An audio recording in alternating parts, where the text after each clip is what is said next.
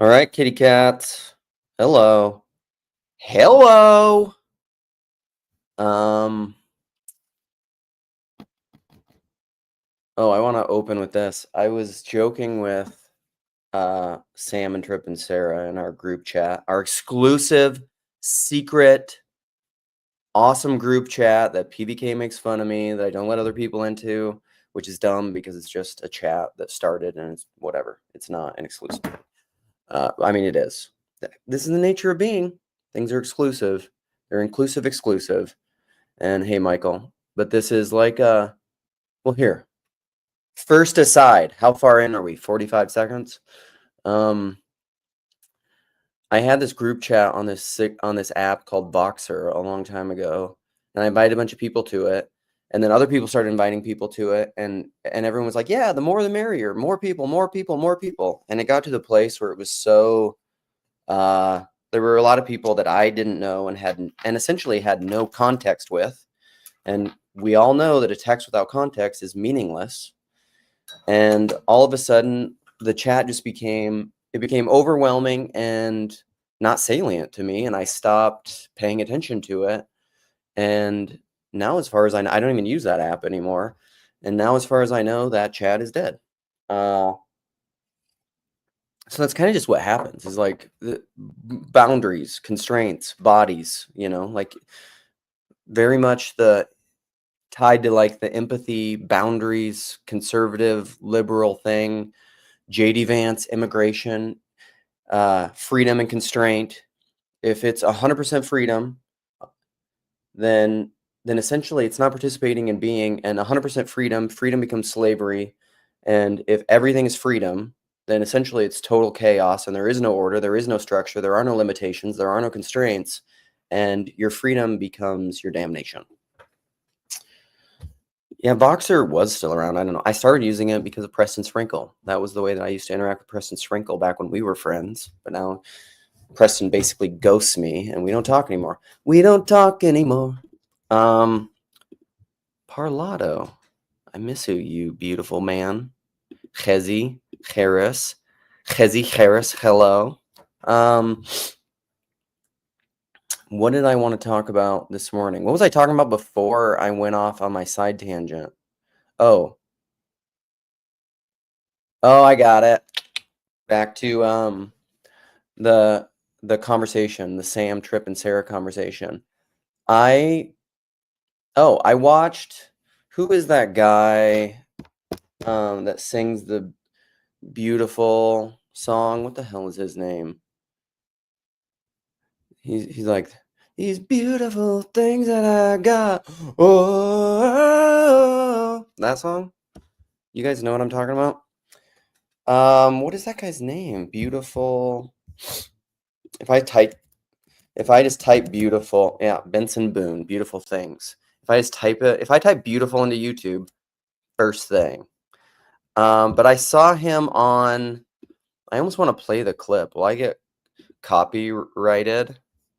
Because he just did a performance of it. I saw a short on YouTube, and the dude's talented. The dude can sing, and also so on the Oscars he did this performance. He was in a tuxedo, and then he walks around with like Nikki Glazer and some other woman. I don't know who she was, and they like rip his it's like a rip apart suit. He rips his pants off, and then he's in this very like classic pop musician, rock star, somewhat androgynous, deep cut onesie that like David Bowie or Mick Jagger, Harry Styles, or whatever, any of those guys would wear. And then he like right at the right time, he runs up on stage, walks up on top of this grand piano. Sorry about my pitting out. When I drink coffee, I pit out. And like does this hugely, like very athletic, just flip, lands it perfectly, like as he's singing the chorus on stage. And I just think like, and what I noticed is he's wearing a single right earring. And I grew up in the age like before all the alphabet people and LGBTQ stuff was normalized. And And so I was just like, what is his? And so I was just curious about like, what is his sexuality? And so I Googled that. What is Benson Boone's sexuality? And it said that he identifies, or he's come out. People have been wondering for a long time, as you do, you know. No, I think right ear is gay. That's what I always grew up with. Left ear is like left ear is like Harrison Ford. Harrison Ford always, I think he just has like a single earring in his left ear. I think single right ear was gay. Anyhow, and so I Google it, and it says that he identifies as non-binary, and then he said he was non-binary, but he's dating some, I don't know, I think he's dating some, gorgeous woman or something. And so then people were questioning, the queer community is questioning his, and there's this term which I've heard before. It's like queer baiting. But like, think about that. That's so crazy. It's so crazy that we live in a time where being non-binary is a marketing term where you can identify as being non-binary or bi so that more people will like you so you can sell more shit. Queer baiting. Just unbelievable. So then I asked, and this is where like, I love having funny friends.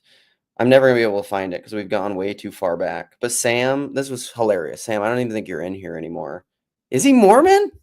Benson Boone's Mormon? That's hilarious. Of course he is. Of course he's Mormon. So just like charming and talented and just athletic. Like this dude must have been doing gymnastics since a young child. Very athletic. What did I say? I'm never gonna be able to find it. Thing moves too fast. But I said, should I come out in the TLC as non-binary so that I can get like just so I can bump my queer numbers, my LGBTQ numbers. The only one that I know who is in that camp and queer identified at all is Abby, and I haven't seen her around forever. But listen, I'm all about getting more queer viewership. Let's ramp it up. Venmo me at McMosev. I need your views. I need your clicks. I need your likes. Give me that sweet, sweet queer moolah. Okay. That's all silly talk. Now let's get into for other thing I want to say, not even into my title. I've not, what is it? What does Grimm call it? I've not, what part of the stream does he call it when he's just like fulfilling the title, whatever? He has a pithier way of saying that. But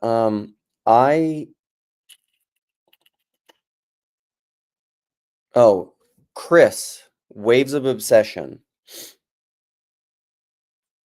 Oh, we're just doing some announcements. This is the part of the liturgy, part of the church service where we're just doing announcements. Take your shirt off? I will not do. No, I'm not going to do that. However, this shirt is awesome. This is called the Hash Eaters Feast, Minnesota River Valley Sanctuary. And look at the back of it. Can we see the back of it? We getting this? We getting it? It's got like that really old, it's like a super ancient pagan pre-Christian symbol. But guess what it looks like, Sam Tiedemann? The Trinity. Deal with it. 3 spirals in one, in unity. Listen, you can't make this stuff up. These are just facts of reality. But it's a Hash Eaters. I got this at me and a friend went to a Grateful Dead tribute band at a local brewery, and they had all these artists out there because like all these deadheads are, I don't know, making stuff, making T-shirts. They have this Hash Eaters festival that they've been doing for a long time, and the symbol, it was too great, and I like green. It was awesome. Chris, announcements. We're in the liturgy. We've done our evangelical worship songs, we've flown our flags, we've sung our songs. Some people have been slain in the spirit. We have a prophecy mic. You know, we've done all that stuff. We're feeling Jesus. We're weeping. We're really getting into it.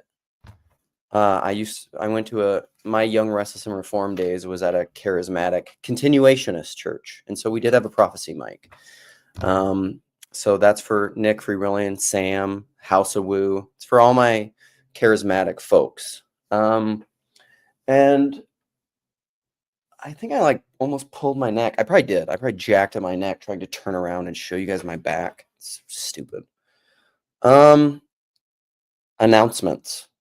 We're bringing it down before the sermon so that you guys can all get ready for the liturgy of the word and my stoic proclamation of straight exegetical biblical truth. Okay? Is it biblical, Gavin Ortland? Is it biblical? That question just bugs the crap out of me. Is it biblical? It's just, okay, don't distract yourself, Luke. Table that is a biblical thing.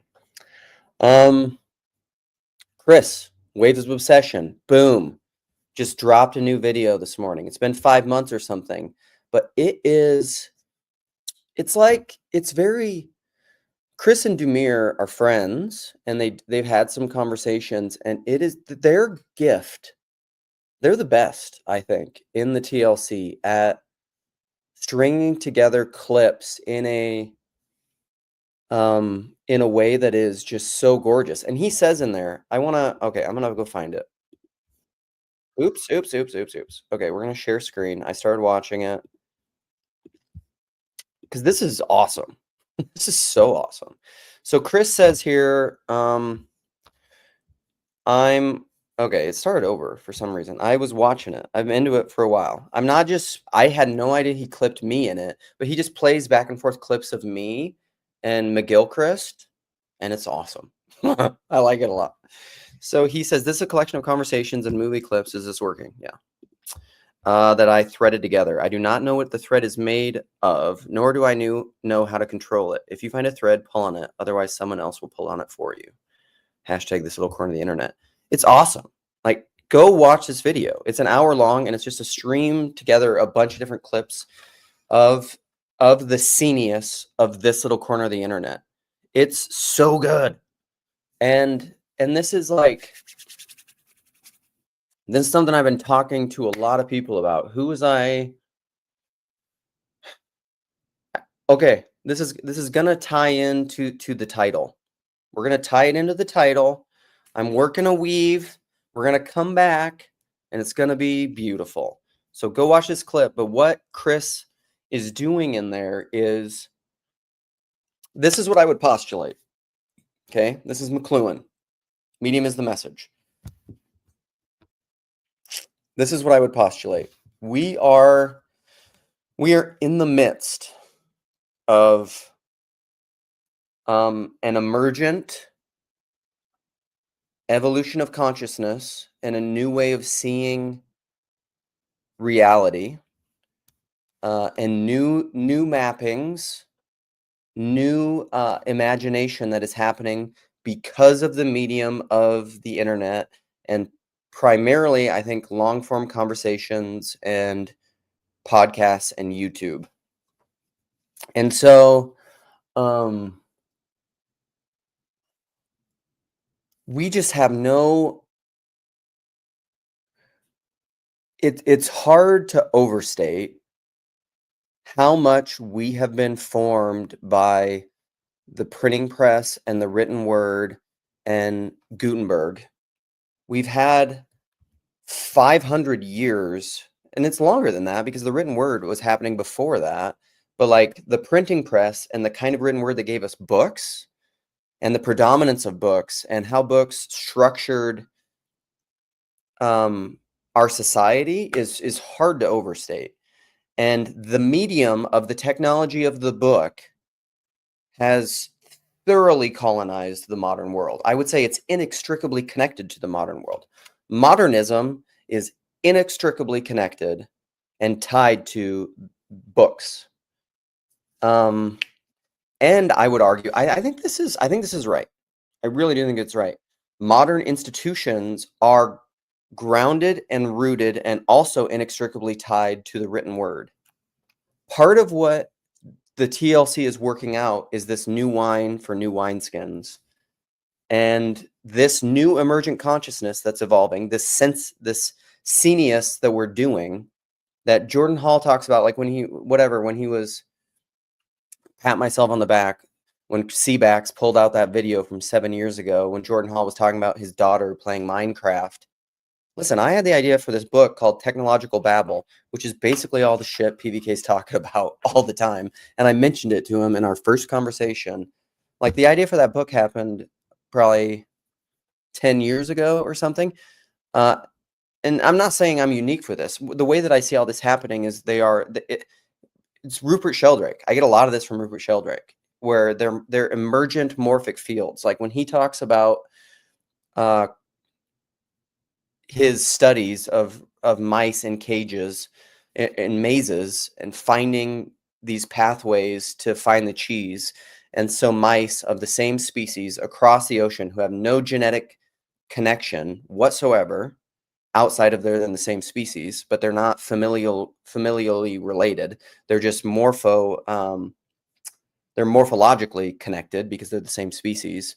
But mice across the ocean in Australia can run the maze faster simultaneously, because that's what his theory is of morphogenetic fields. Morphic fields is they are fields that exist outside of space and time, or that transcend space and time, that also work in space and time, that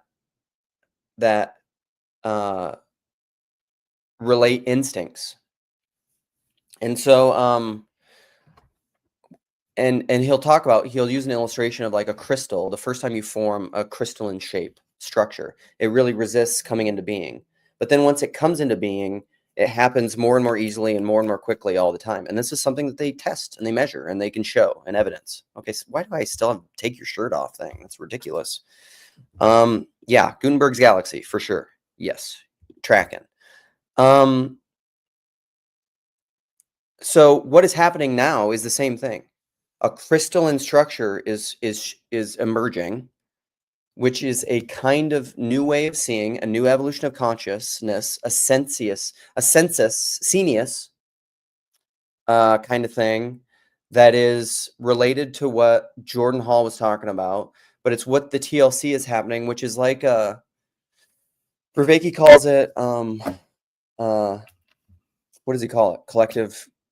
Collective consciousness, collective processing, group sense making, all this stuff that we're doing. But like quintessential examples of it is that watch Dumir, and I think my streams are part of this, but I'm just doing it all on my own, talking.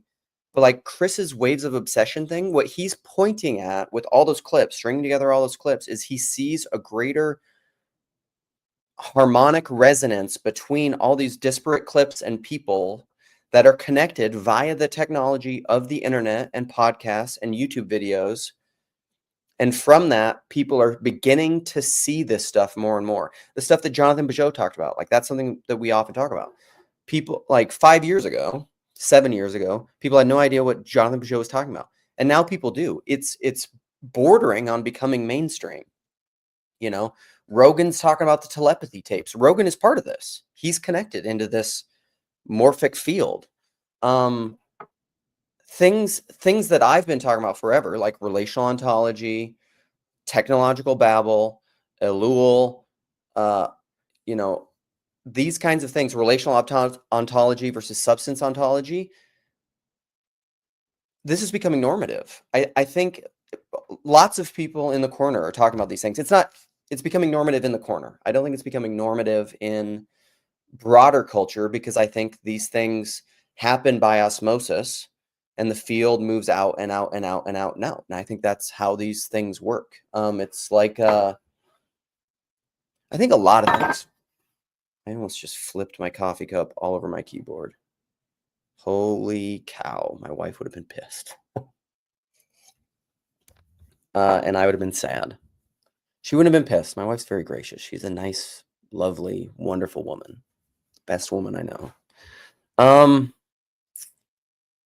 So I don't know. The Chris video is fantastic. What's my other announcement? I just went off on just riffing on Chris's video and talking about how awesome it is. The other announcement. Oh, I believe that Tayo, are you here? I haven't seen you yet. I've not seen you. Chezi, hello, you beautiful man. Len, OG Mike, Almighty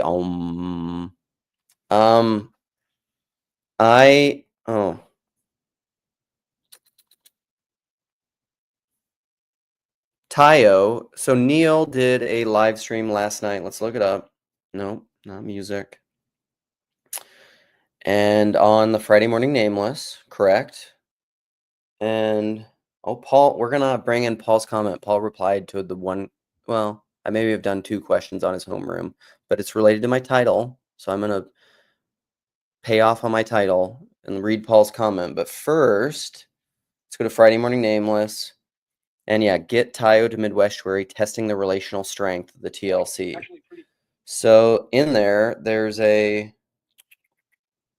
It must have been in the live chat. There's a link to Tayo's, where is it? His Ko-Fi. That's what it is, the Ko-Fi. Let's look it up. So Tayo is a fundraising thing, which is great. God, the TLC is sweet. But so Rod told me that we had made it all the way. So this is support Tayo on his Ko-Fi, Midwestuary flight grift, 89% of goal. So go there. I mean, you can find the link in the live chat of the Friday Morning Nameless yesterday. I think Paul simul streamed it last night. A young African man fantasizes about making it to the U.S. You can help a poor African dream come true. There's a grift. He's African. He's not African American. He's African. What's the term in Britain? What do you call it?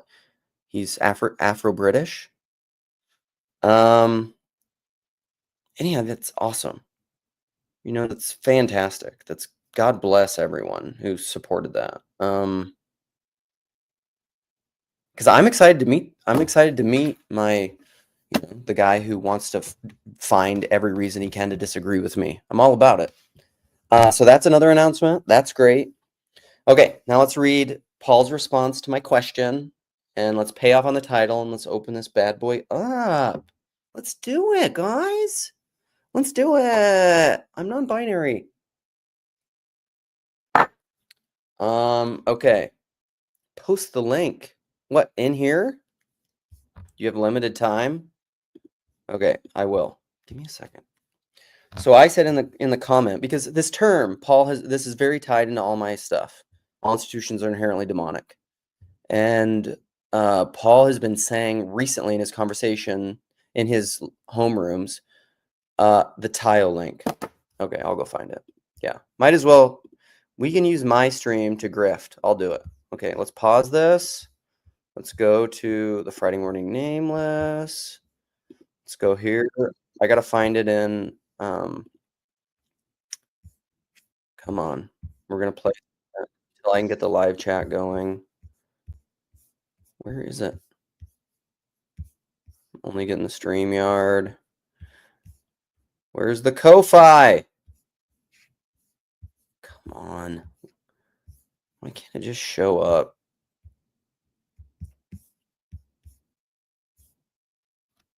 Darn it. I will, no, I can do it this way. I can copy the link from, I'm going to do this.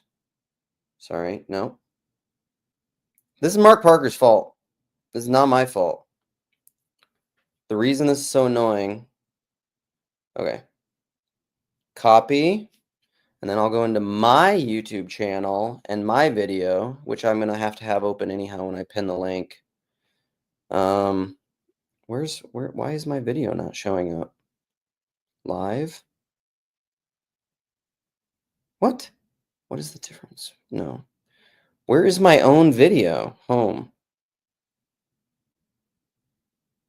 Why is my own video does not that I'm currently live streaming show up on my own channel?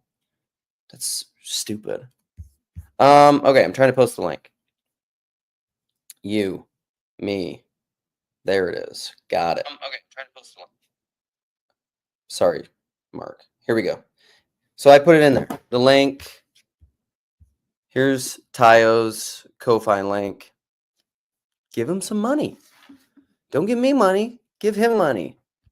At McMosav, or go here. Don't do at McMosav. Do it here. Go there. Look at my boo-boo. This happened. That was a drill bit. The actual incision marks on my skin were in the shape of a Phillips head driver because I just went smash and just smashed it right into my thumb. It really hurt.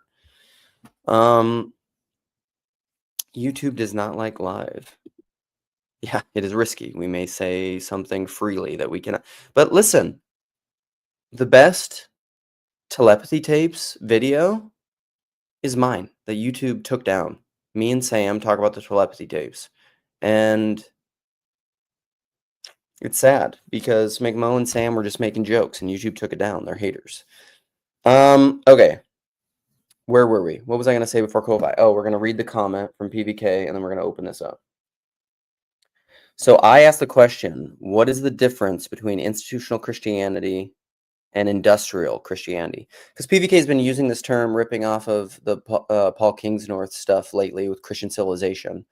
And Paul's been, because Paul doesn't want to use my words. Whatever, that's fine. You don't have to use my words. But he's been talking about industrial Christianity. And this is something we've had many, many conversations about on Grail Country, but it's this idea of identical replication. Identical, you sneaky, sneaky Brit, Afro Brit. Tayo's backstage. So what is industrial Christianity? I think the reason I asked the question, and I mean, it's a leading question, I think they're the same thing. What does Paul say? Industry is about the machine. Institutions can be industrial. Institutions are about tradition and authority, which I think are inescapable for Christianity. You know what those are called, Paul? You know what is about tradition and authority? Bodies. Bodies. Please, for the love of God, can we, in this one instance, adopt my language, because it's better, of bodies versus institutions? Because of this problem. Institutions, like, just trust me on this. Institutions are tied to the written word inextricably. That's what an institution is, I would argue, is something that's fundamentally connected to the written word. If you want to talk about new wines and new wineskins and you don't want to create the same problems that we had before, you're gonna have to make a linguistic switch, I think, because it's inextricably tied to the written word. And it doesn't mean the written word's bad. It doesn't mean that all models are false, some are useful. It's very useful. Again, go watch the Chris clips where he's going back and forth with Ian McGilchrist and me. Maps are useful to accomplish things, but because of that, they're fundamentally utilitarian.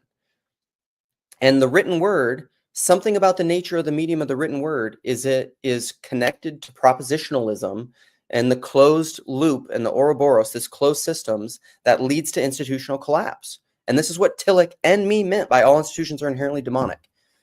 Like when you say institutions can be industrial, here's the thing, Paul, they always are. They always are. The only reason that they don't collapse into the overtly, obviously industrial right away is because there are human beings who operate transcendent of that, in transcendent mind and in transcendent reality because of the incarnation, that operate within these institutions. But what is happening now is outside of the written word, although the written word is in here, it's not anti-propositional because propositions are part of it, but it is this emerging sensuous thing. Why do I keep saying sensuous?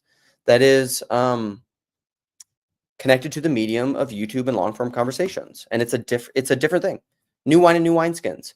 We have to get over this. If you're going to insist on institutional things, let's do a quote.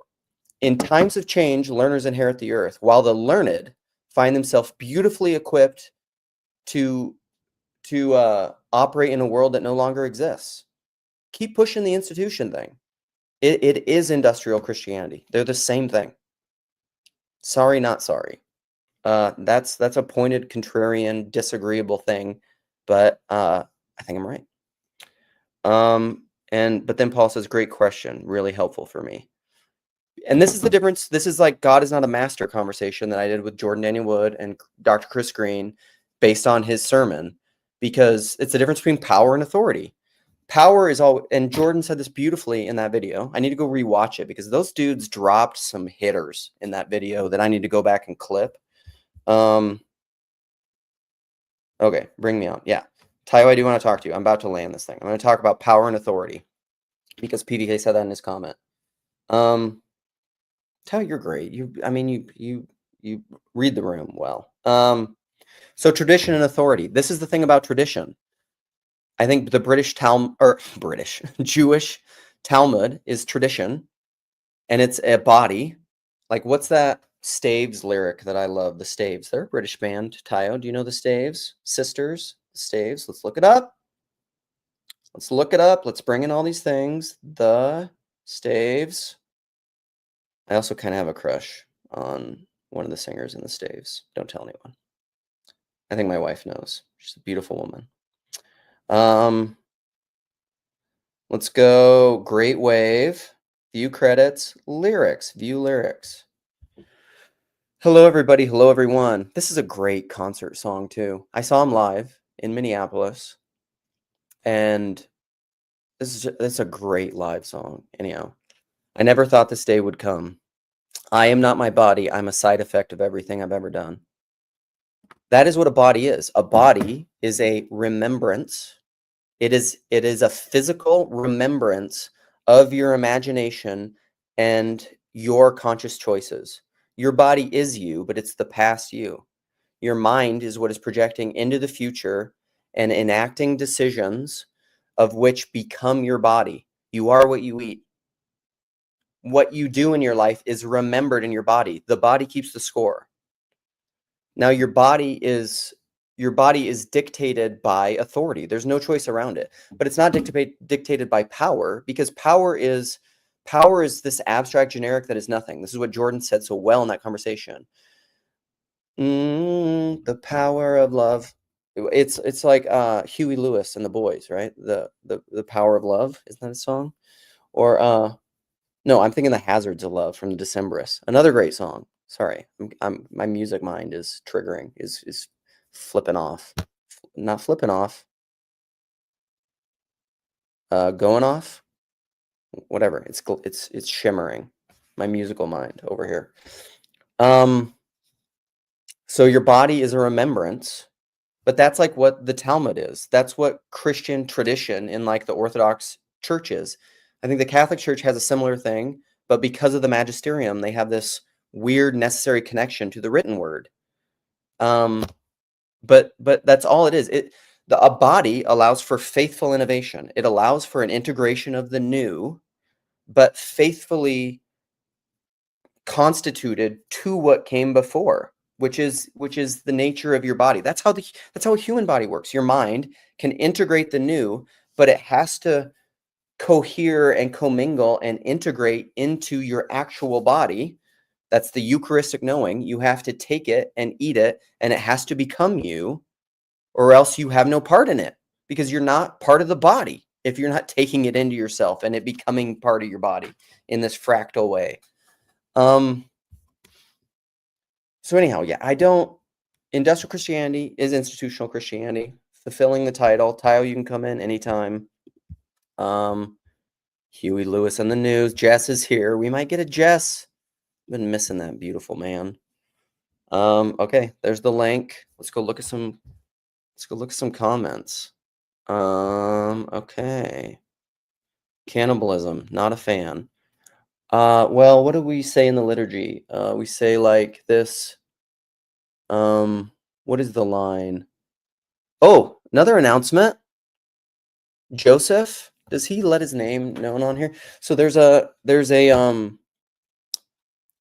he is done with Afriel and with Noah Foxman on CBAX's channel. He's been part of the Zoomer. They're not Generation Alpha, but like the Zoomer conversations, the younger people conversations. He lives, I think, in Mankato, lives somewhere in Minnesota, but he's coming up. to serve at a church as a deacon today. He's probably about to start liturgy right now.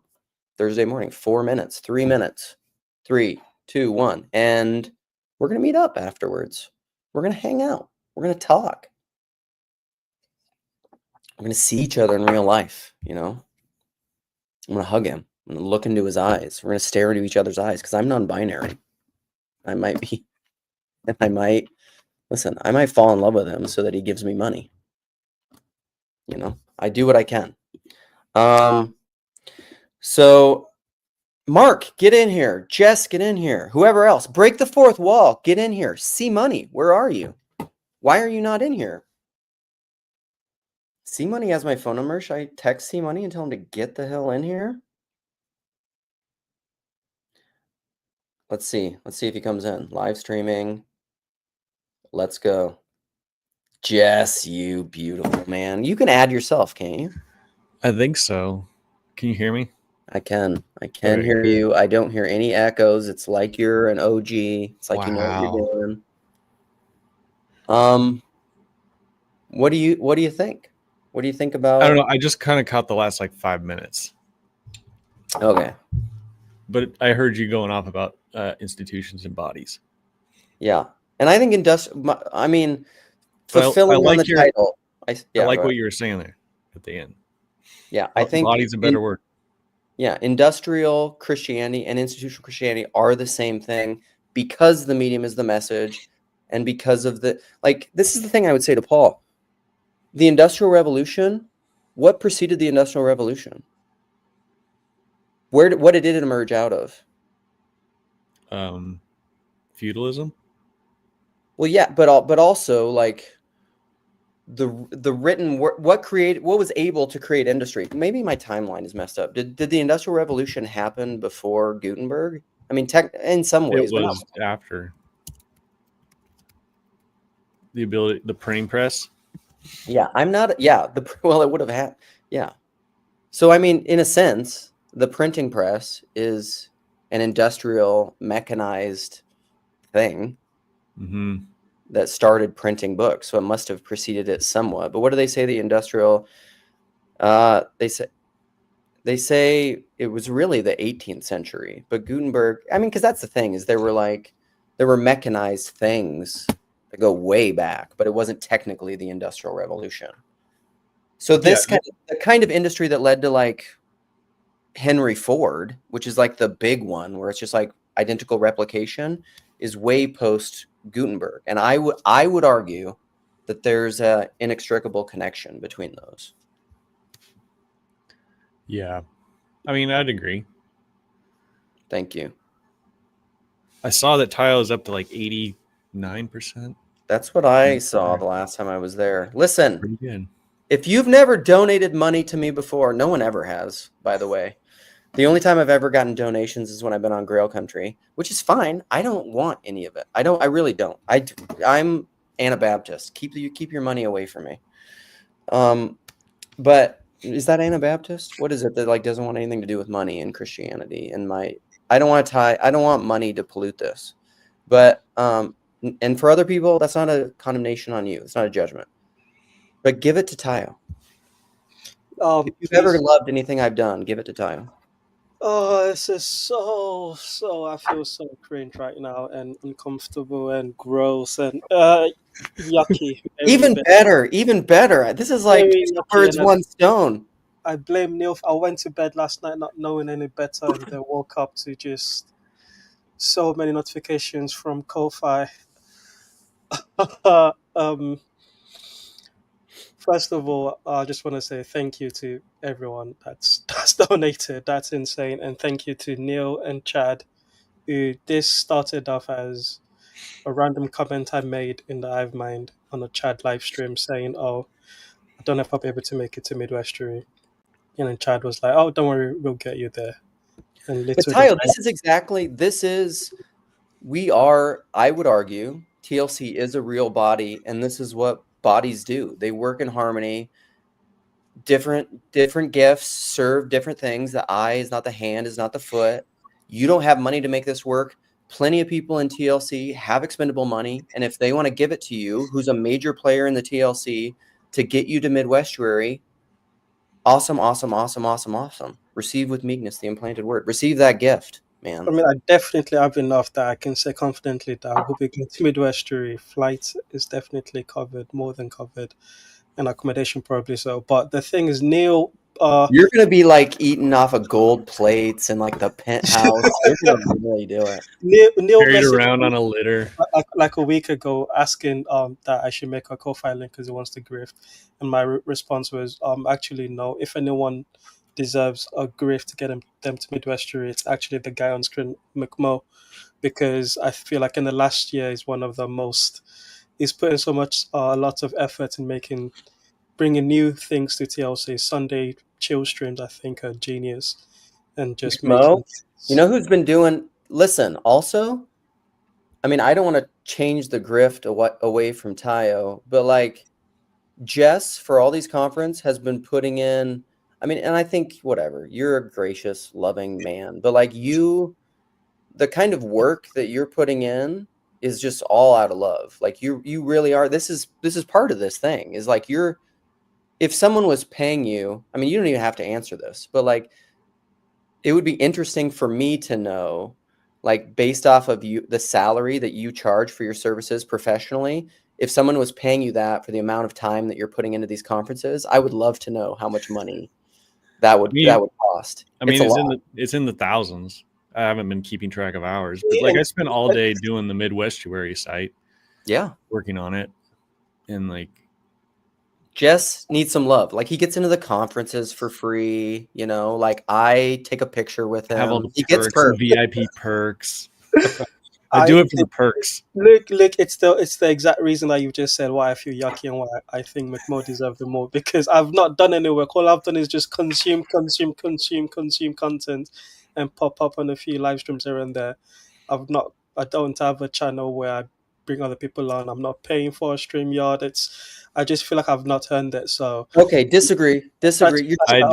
You're a pietist. I disagree. You are like, you're making space in the Discord live chats. You've been a point of contact for so many people in the corner. Hugely. You take over streams. You do estuary stuff on Friday Morning Nameless really well. Like I truly think you're one of the best people at kind of estuary style conversations, because you really, I mean, this is part of the hyper masculization of our culture in a way, where like it's a masculine space with feminine language, but like you're a really good listener, which is a huge gift, except for me, because you disagree with me and you're obviously not listening well. But I still can't wait to meet you. Look, I can't wait. so that's hard. it'll be good. But I know it's all caged in love. My wife disagrees with me all the time. Most of my greatest learning and growth times in my life have come from people disagreeing with me. So like, it's not like I don't like that.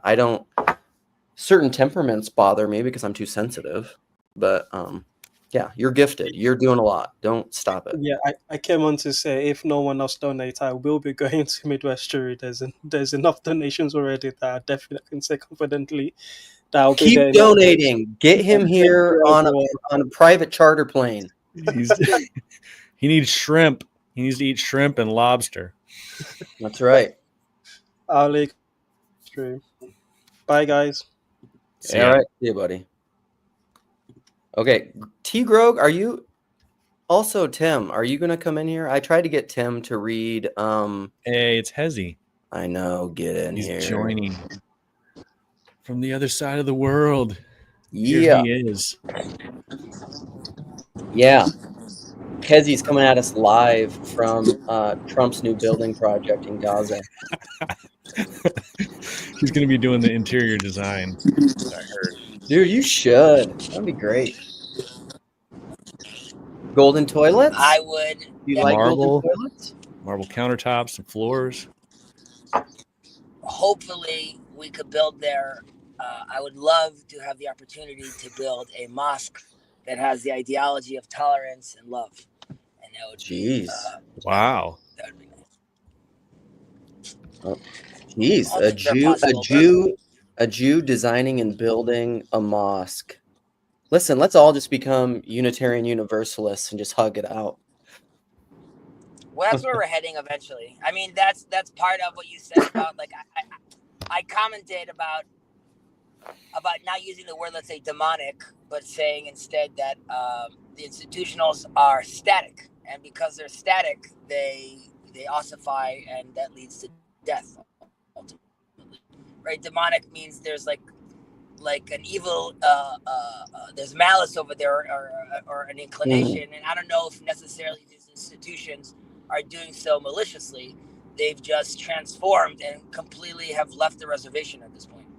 And I don't think they see the changing world around them, and it's very scary to see a changing world. Yeah, to your point, to that, if I can tag on to what you're saying, I think that institutions, there's no malice. There rarely, if ever, is malice at the human level, but we wage no war not against flesh and blood, but against powers and principalities. There's malice at the principality level that's operating through these institutions, for sure. I think we have bad signal for old Ches dog. Frozen. What if I you know, it just came into my mind, but I filtered it, but I'm going to say it now. Hezbollah. See, that's not a good thing. I don't want to call Hezbollah. That doesn't work well. No. Jess just shakes his head. Listen. This will get flagged, right, on YouTube? Just I the don't. words. If you say Hezbollah? I don't know. You just said Gaza, Hezbollah, Trump. Whatever. It's not the first time YouTube has taken down my stellar content. And Luke's going to go down fighting. Yeah. A bastion of free speech. Star Manning. What a great pick and choose. What a great article you sent me on Star Manning. Did you see that, Jeff? I don't know what you're talking about. So it's from some blog that he sent me, but it's a riff off of, so there's straw manning, there's steel manning, and then he said, and this writer was, I forget the guy's name, but he was saying the next level up is to Starman, which is not only to like steel man the other's arguments, it's to see the divine spark of the Imago Dei. It's to like see their character as good. The Son of Man coming on the clouds. Yeah. Star Manning. Star Manning. It's a riff off of like a Bowie lyric, I think, That's which is funny. why the Star Manning. Oh yeah, he has that in. Yeah. Wasn't that the title of a song, or was it just a lyric? I don't know. Bowie has never been one of, like, Kale Zeldin sent, like, on Twitter, he asked me the other day about, because I was talking about books or something like that, and Flannery O'Connor, and I was like, oh no. And I was very nervous to say this, but I was just like, for some reason, she's just never resonated with me. And I know that's not a popular thing to say because everybody loves Flannery O'Connor. But it's the same with Bowie. Like, I'm not, like, I mean, who doesn't like changes? Like, that's great. I like his hits, but I've just never been drawn enough to dive in further than that. Most like pop artists I don't get. Like, I don't even get the Beatles. Like, I understand that they like popularized rock and roll, but I really just don't get them and like listening to them. Like, I get their like historical significance, but not like the actual music. Yeah. I mean, I do like me some Beatles. What makes me, well, this is kind of a new wine for new wineskins things. Like, what can really draw things out for me? Like, I'll illustrate it this way. I've seen some musicals, or like, what's that? There's a really great total Beatles musical that I love. I like musicals. I think it's Across the Universe. Oh yeah. I really love that those actors in it. What's the name? What are their names? Such a great. Let's share it. Let's show it.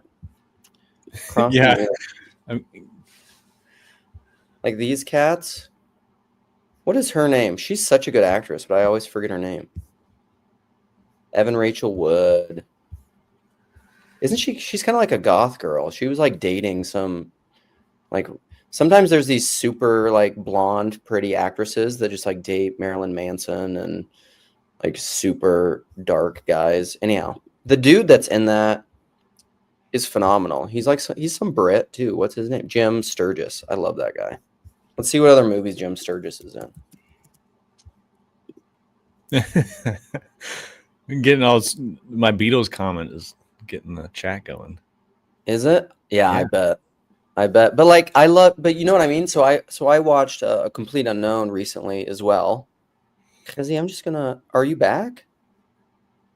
If you can talk whenever you want. I know your service is terrible, but so I watched A Complete Unknown, and I haven't dove deeply into Dylan. I mean, obviously, almost being American, there's some of his songs where you just everybody loves them because they're so iconic, you know, like Rolling Stone and Mr. Tambourine Man. I mean, all the song, like basically all the songs that they sing in that musical, and that film was like very moving and touching to me because I heard the actors say this. Edward Norton said in some interview that they really tried to film it in a way that it was funny because it was very personal. They wanted to capture like what it would have been like to be there as the person. So they don't really focus on Timothy Chambala, whatever his name is. They don't focus on him that much. Although his music and his singing, he sang all the songs, are in it. They focus on the people watching him. And so I feel like it really captured just the spirit of that moment and what it would have been like to be like, I don't know, like one of the girls who's like lying in bed with him as he's like composing one of the songs, like off to the side in the middle of the night, or when he first sings one of these songs live at one of the concerts. And I was just like, dang, that was just such, the 60s and 70s in that moment were such a, like the times they are changing. The first time he sang that song would have just like, I don't know. Like, I feel like I felt a little bit of that, of what it would have been like it's a magical time, you know? I see. I mean, that whole thing, like I've never been able, like every now and then I kind of catch a glimpse of that, but I don't understand any of it, any of the culture. Yeah. And then even the, like, I don't know, just a lot of the artists and stuff I don't naturally gravitate towards, and like the Who or you know, any of that stuff. Like I don't know anything about the Who. I don't know either. I wanted to go check if I didn't get anyone to donate to Tayo by doing all that, I'm gonna be sad. It doesn't look like it's moved at all. We're still at 89%. Oh man, didn't even move the needle. I mean, come on. Well, this is the part in the fundraiser where like all the guaranteed donors have already given, and now it's the final push.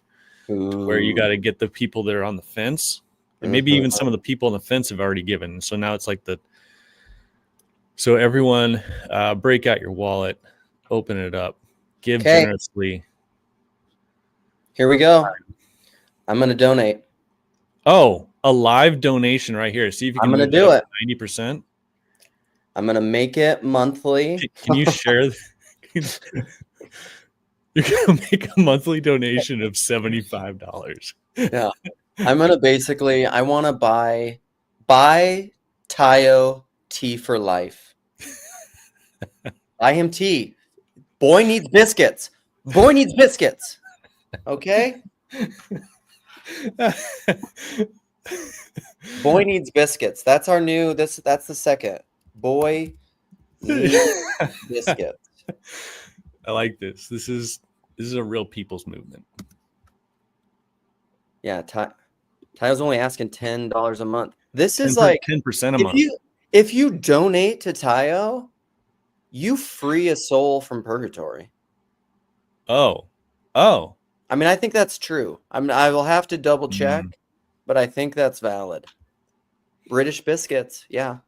I believe they call them cookies.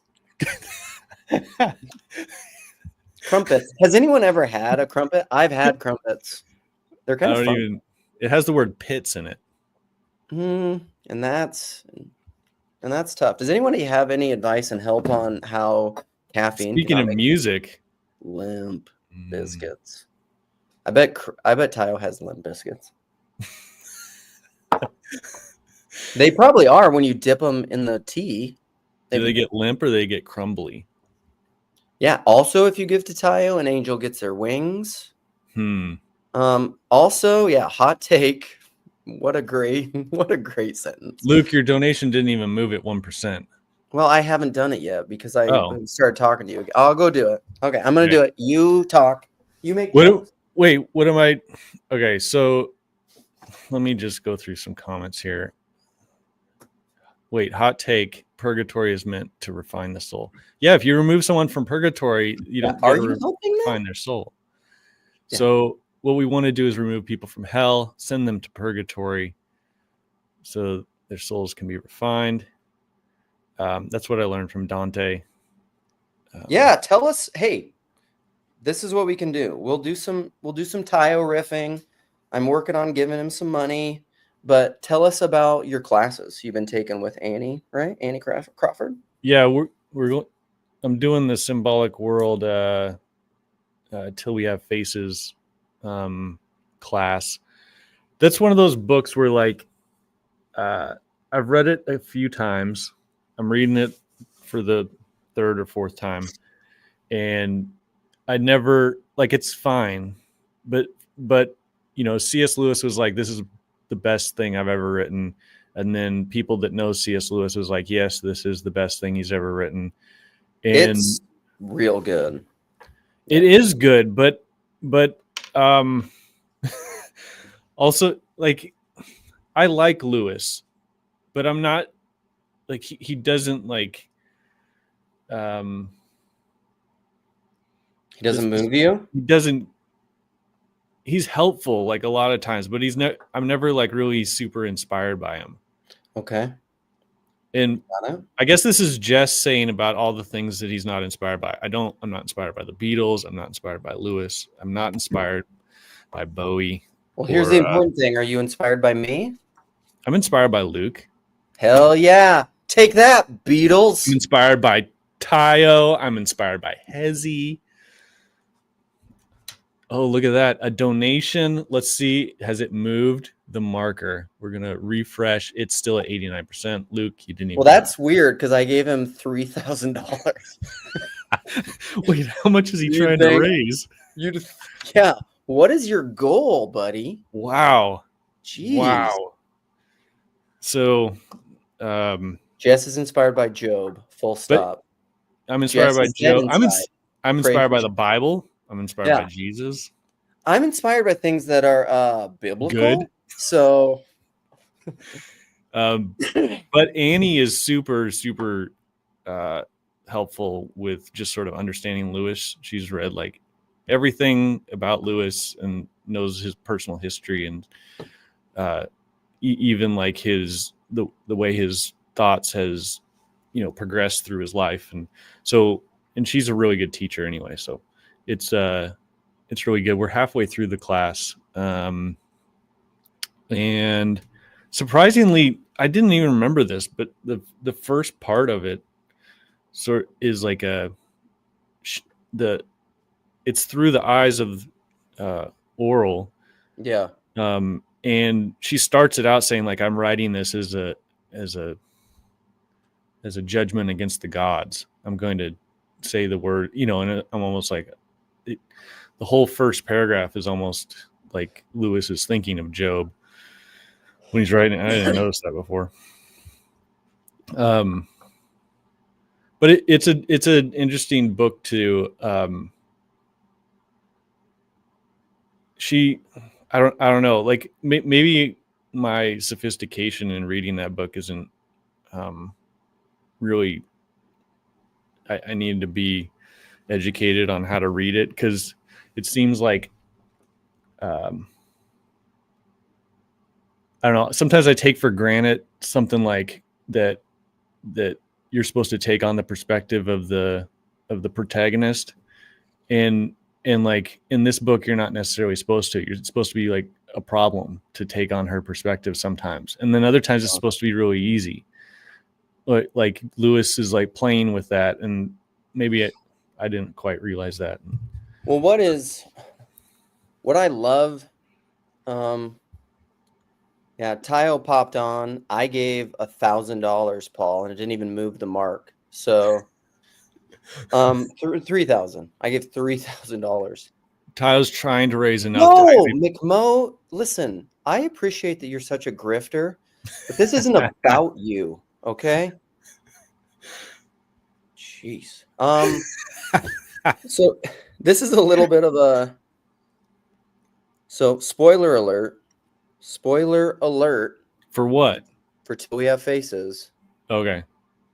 But one of the things that I love about Till We Have Faces, and it's my favorite part of the whole thing, is it's wonderful. It's wonderful. One of the biggest questions that's going on in that book is what is real? Because that's the difference between, because it's Oruel, what how do you say it? Oral and Aphrodite, or whatever her name is. Yeah. Psyche, yeah. And because, so spoiler alerts, but like throughout that whole book, you're just like, okay, is Psyche just like, is she insane? Like, she's schizophrenic, I think. Yeah, because she's out in the woods and she's like, I'm in a castle, I'm in a cathedral. Yeah, and you're just like, this person is crazy, clearly not tied to reality. This is part of the reason I love that book, is because that whole book, like, I'm relating to Psyche the whole time. I'm just like, hell yeah, girl. Like, this is what we're talking about. Yeah, there is a castle, and it's awesome. You can't see it?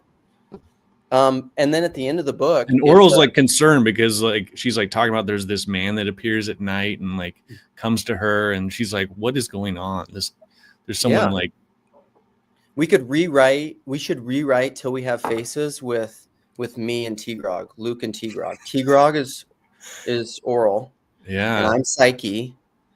And T-Grog is trying to save me because she loves me like a sister. And I'm out in the woods like with like terrible beasts, like terrible beast men. And T-Grog doesn't want me. She's like, are you insane? Like, you're in the woods. And you're like, no, I'm in a castle. With a lovely, and he's a terrible beast man. He must be dangerous, but no, he's good. And then, but like at the end, really, it's like, it is a very like what you see and hear depends a lot upon where you're standing and the kind of person you are. One, Oral submits into her death and willingly submits into her death and descends through all that stuff, because there's basically like Inferno and all that at the very end. Then, because I mean, as she's descending through those levels, right? I haven't read the end for the recently. But then all of a sudden, I forget what happened. All of a sudden, when she descends through all that and fully is dead, which is a very Lilith thing, she comes back with a face, with a white stone name, and she sees, that the person of faith, Psyche, the whole time was seeing something that's real. It's also very Terrence Malick, A Hidden Life. It's such a damn good book, and the imagery of it, like I love like the shamans and the temple and the giant stone and all that stuff. It's so cool. It's such a cool book. Yeah, it was interesting. Annie was saying that, like in the book, Ungit was like the female fertility god for the people in that little kingdom. Yeah, but it like corresponded to the Greek Aphrodite. But Aphrodite was like glorious, and like her temple was grand and full of light and all this stuff. But Ungit was like this little like rounded temple. It was more like an earthen vessel, and then she's in there and she's just Ungit's just this round dark stone in the back. And so he's like playing with like this sort of Mother Earth fertility goddess imagery, but then connecting it to Aphrodite, the glorious Greek goddess. And so, yeah, it's a good class. Smart enough to know all those. I wouldn't know that kind of stuff. No, yeah, right. And so that's why the class would be good, or even rereading those books would be so because I've only ever read it once. But that's the kind of book that would be good to reread because it's fantastic. But what I most love about it is it's very out of all of Lewis's books, it's the most like mythopoetic or Terrence Malick like Heideggerian in that it's written in a way that I think is very effective at actually transforming your consciousness. It's not giving you information. It's transforming the way that you perceive the world, which is what Fairy does, which is why I love books like Little Big and Lilith, why I love all of Malick's films are intentionally that way. It's why I love Loris.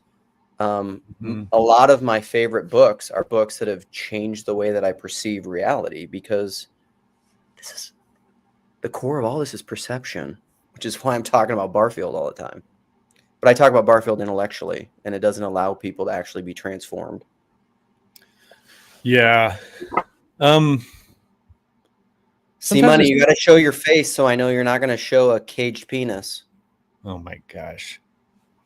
Like some of this stuff, like like that has to be explained to me as like we're going through it. Otherwise, I don't get it. Because like that, like I like George MacDonald, but the reason why I like George MacDonald is because Sherry helped explain it to me. So in some ways, I'm kind of a little bit retarded. You're fully embracing that, like all the morphic resonance of like the Joe Rogan crew, and it's mainly Ari Shaffir, who's like he's on like a singular mission to redeem retarded for the masses. And so like you feel okay to do it. By the way, the finger that I've mentioned that I fell, this one that I fell on my run with my son, that's just been hurting forever. I finally went to like a orthopedic urgent care the other day and I broke it. It's broken. You broke your middle finger? Mm-hmm. So that's why I show it to everybody now. I'm like, look it's my broken finger. See? But that also means something else, Luke. What does it mean? Oh, yeah. But it's gonna heal. It's like the kind of thing where it is healing, so it's fine. I feel like I blissed out and went to the doctor. Oh man, yeah. Because what did he say? He said it's broken. Well, she said, "You sexist son of a bitch." That's like that. What's that joke where like you go, like there's a car wreck, and they go to the doctor, and the doctor does surgery on them, but the doctor, like I don't remember what it is, but the doctor's a woman. You misogynistic prick. That was a great story. Thank you. You're welcome. See, Money. Jess and I are just in here being buddies, having fun. Here's the thing about Midwestuary. Jess and I are both going to be at Midwestuary, Chicago, August 22nd through 24th. Mm-hmm. We're both going to be there. I will take a picture with you for $500, which I will immediately give to Tayo on hit. But he's going to be, it'll be hard to reach him because he'll be up on one of those things being carried around. Litter. Yeah, with all the money that he's making from this. But my favorite part, I think this is true. Legitimately, my favorite part of the Northwestuary Conference at Olympia, Washington, or one of my favorite parts, was the dinner that we all went out to, and was just, well, it was either that dinner or it was like the VIP dinner with all the things where like we were just like messing around and like moving plates. Graham was like clearing plates, and we would just like keep just low key moving plates to him and around, and like just stone face, not telling him what was going on. It was so fun. I feel like that whole time I was just laughing like the whole time with you. It was ridiculous. Because we are some silly boys. I like talking about fun intellectual ideas. That's part of me, but I think a deeper part of me likes being a silly boy. Oh, all right. I've been posting it. You post it, Mark. You have the damn link. Repost it. Okay, yeah. Why are you telling me what to do? See, Money, what up? Talk to me. Oh, yeah. I'm not good at just chatting and shooting the shit. But okay. Well, I'll trust you. You were bringing up some good ideas earlier. I missed the first like half hour of the stream, but I did jump in eventually and wanted to participate as requested. So cool. All right. I mean, the ideas are, what do you, so riff on Wait. this. Do you think industrial and institutional Christianity are the same thing? Because I do. So I didn't know what that was, so I Googled it. And the AI says that institutional Christianity is a set of beliefs and practices that guide how Christians live, while industrialism is an economic system that focuses on manufacturing. Yeah, AI. So then if you take that definition and then you reference something you just said about C.S. Lewis, in that reading him, I don't know, created some sort of alteration in your consciousness that like changed your personality. To me, that sounds like the former. That sounds like it's guiding how you live and how you make meaning in the world and how you understand things. Versus what I think most people in the modern world grow up like learning in school is to just regurgitate like facts or structures or formulas. And so there's a sort of industrial, commercial, capitalistic, objective, top-down thing that I think is, I don't know, underwriting the meta of our culture. And so I think that a treatment to that or an antidote to that or a response to that would be to use more engaging ideas and concepts that actually require a relation, require participation, require an alteration of the person's energy field. And so you change your frequency, you change your personality, you change your value structures. And I think that's what the point of a wisdom tradition is, or of a narrative, or of a story, or of a fairy tale. And I think that's kind of why we talk to each other, is to change each other's perspective, is to alter how we understand the world. So yeah, that was my first reaction to that, I guess. I like all that. That's good. PVK. Institutional Christianity is about tradition and authority. Industrial Christianity is about the machine. Yeah, I read your comment, but I think it's much more biblical, because you know me, I'm all about being biblical. True. You never stopped being a Protestant, even after you became Orthodox too. Sola Scriptura. Is to call it a body then. And my whole argument earlier on in the live stream, that implies living and interacting. Is that what you mean by body? Is that the implication you're getting at? Yeah. Yeah, and there's faith that it allows for faithful innovation. It's a living, like when we say it's a living tradition, like that's what your body is, a living tradition. That's what your body is. That's why I quoted that Staves lyric. Could I contrast that with, like, I don't know, the Babylon or the Babel or the code of laws, saying that reality is abstracted out into a code of laws that is independent of a body, independent of interpretation. And so there's something about civilization that almost presupposes this disembodied objective or perspective, rather. And so then you're kind of suggesting a re-embodied participatory relation with a higher guiding principle. Not the higher guiding principle sets it, and then I have to spit that back out. But there's like something that I'm trying to vibrate in kind with. I'm trying to become more like. I'm trying to share a perspectival landscape, something like that. Yeah. So what I would add, I was just looking this up. So like this is a Twitter thing of like the tax code over time, and it keeps piling up. And there's something that like happened. I saw this on Twitter a while back. Like there's something that happened at the 70s and then the 90s where it was just like skyrocketed up. But that's what happens with like an institution that's inherently connected to like the Ouroboros of the written word, is like, and that tries to get rid of the person and the perceiver of that written code. It tries to make the text contextless. Is then there's no end to that. That will go on infinitely and ever escalating to no end, which is what biblicism is. It's the same as the American tax code or institutional.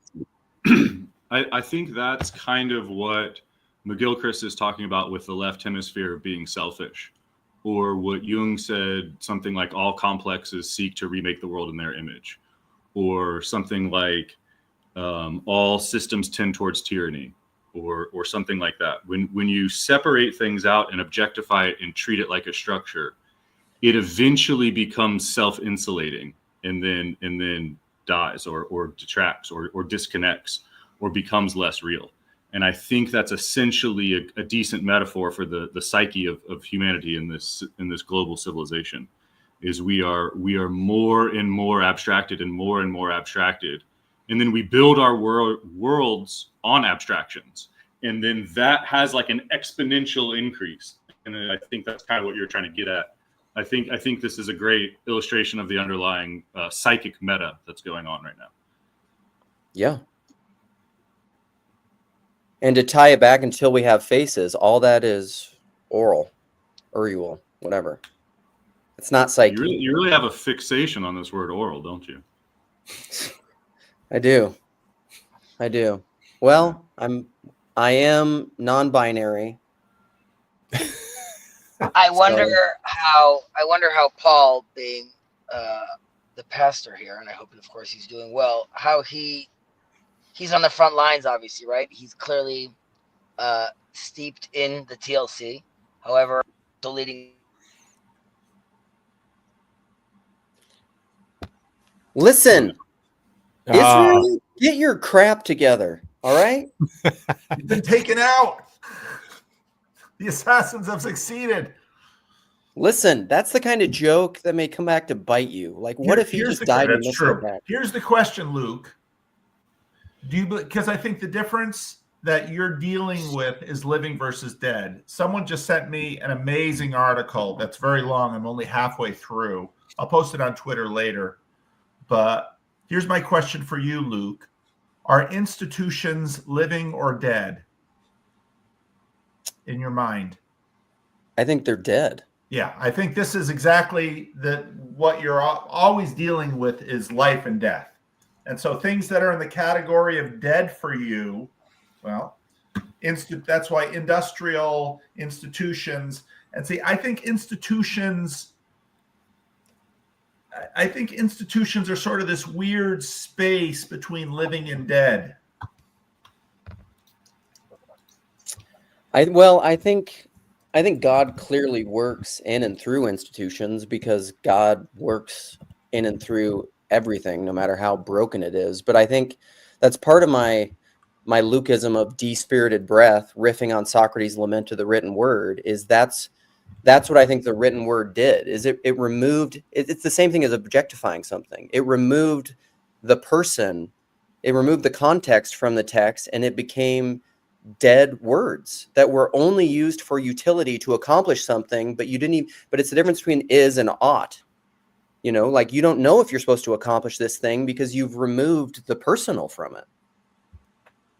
But if you can't derive an is from an ought, and a Homo sapien is that which is motivated by a sapiential framework, and sapiential frameworks kind of deal with what is. Well, how do you live how you want to live? What's the proper way to live in that kind of a world? Well, I think this is my constant existential struggle of living in the world but not of the world. And It's always been my struggle in church. And that's you're on the cross of those two different worlds, and they contradict each other. They don't harmonize. You can't. And so that crucial experience is where Christ consciousness comes into play, and where your present sensitivity and discretion comes into play. The ability to judge the living from the dead, so to speak. Those philosophies that are living and embodied and resonating, and those that are abstracted and disembodied and not living. Yeah, there's the institution is all those little all the rules, but there has to be someone that mediates between the rules. So someone makes a decision, this is like the living thing that Paul you're talking about, the living part of the institution. But like what we try to do is like someone will make the wrong decision, someone will do something wrong, someone will abuse the system. So then we make more little systems between the systems in order to keep that from happening. But then all of a sudden, then you just have rule followers and no one's a mediator anymore. And so then actual problems never get solved, because then you have so many complex rules that it takes someone their whole life to understand the rules and follow the rules. And then when an actual problem comes along, they're not able to mediate it as a real human being. Where we use death to cheat death. Yes. Because that's what institutions do. I mean, rules are little deaths. Mm-hmm. Mm-hmm. And so we use death to cheat death, because what we do with institutions is try to help a living thing live longer than a biological human being. That's what institutions do. Yeah. You're such an orthodox metagelical trampling down death by death, Paul. Amen and orthometagelical. Mark Parker. Yes. Really quickly, T-Grog said something that was meant to be funny, but I thought was right on. He said, you got to go back to the true gospel in the Book of Mormon. Yeah. And you said, you were talking about what ultimately you described as, the collection of law over time, which is what's also called a body of law in any given civil society. This is how we think of this aggregation of rules, legislation, tradition, judicial determinations, whatnot. Strip away the body of law, what do you get? This goes back to T-Grog. You get American Primeval. If you've not seen American Primeval, go watch it on Netflix. You get the law of nature. You get it's in its worst form. And I think what causes you to chafe about the body of law and its seemingly endless capacity for constraint is also the thing that keeps us from becoming savages again. And you really need to see the American Primeval to get the kind of visceral point. But it's I know you think it's demonic, but it's probably the thing that keeps us from becoming demons. The way of nature. Yeah, but it's a tradition that's handed down. So you hand down these sets of behaviors. You like, imitate this, it'll go better for you. So you don't have to rediscover these things. So don't murder, don't steal, don't kill, or don't, all the.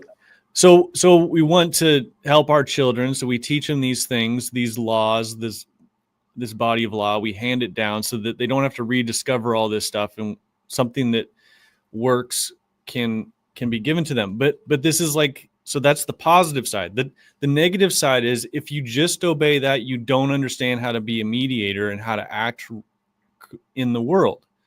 And so when you come up to a problem or a situation that's outside or doesn't fall neatly into the categories of the tradition or law that we've been handed, then you don't know what to do. There's all kinds of dangers. You do the wrong thing, or you don't act at all, or whatever it is. What needs to happen is you need to have enough trust in yourself to be able to act and move things forward and bridge that gap for people. And that's what a mediator does. So you run into the simplest thing is you just run into a bureaucratic mess. You're calling customer support, and all you're begging, can I please just talk to a real person? And what you're wanting is an actual mediator that knows what to do and how to get things done in your favor, and or just at least fairly. And so we need real people. We don't, and so. But real people that's not enough. That's not enough. You need that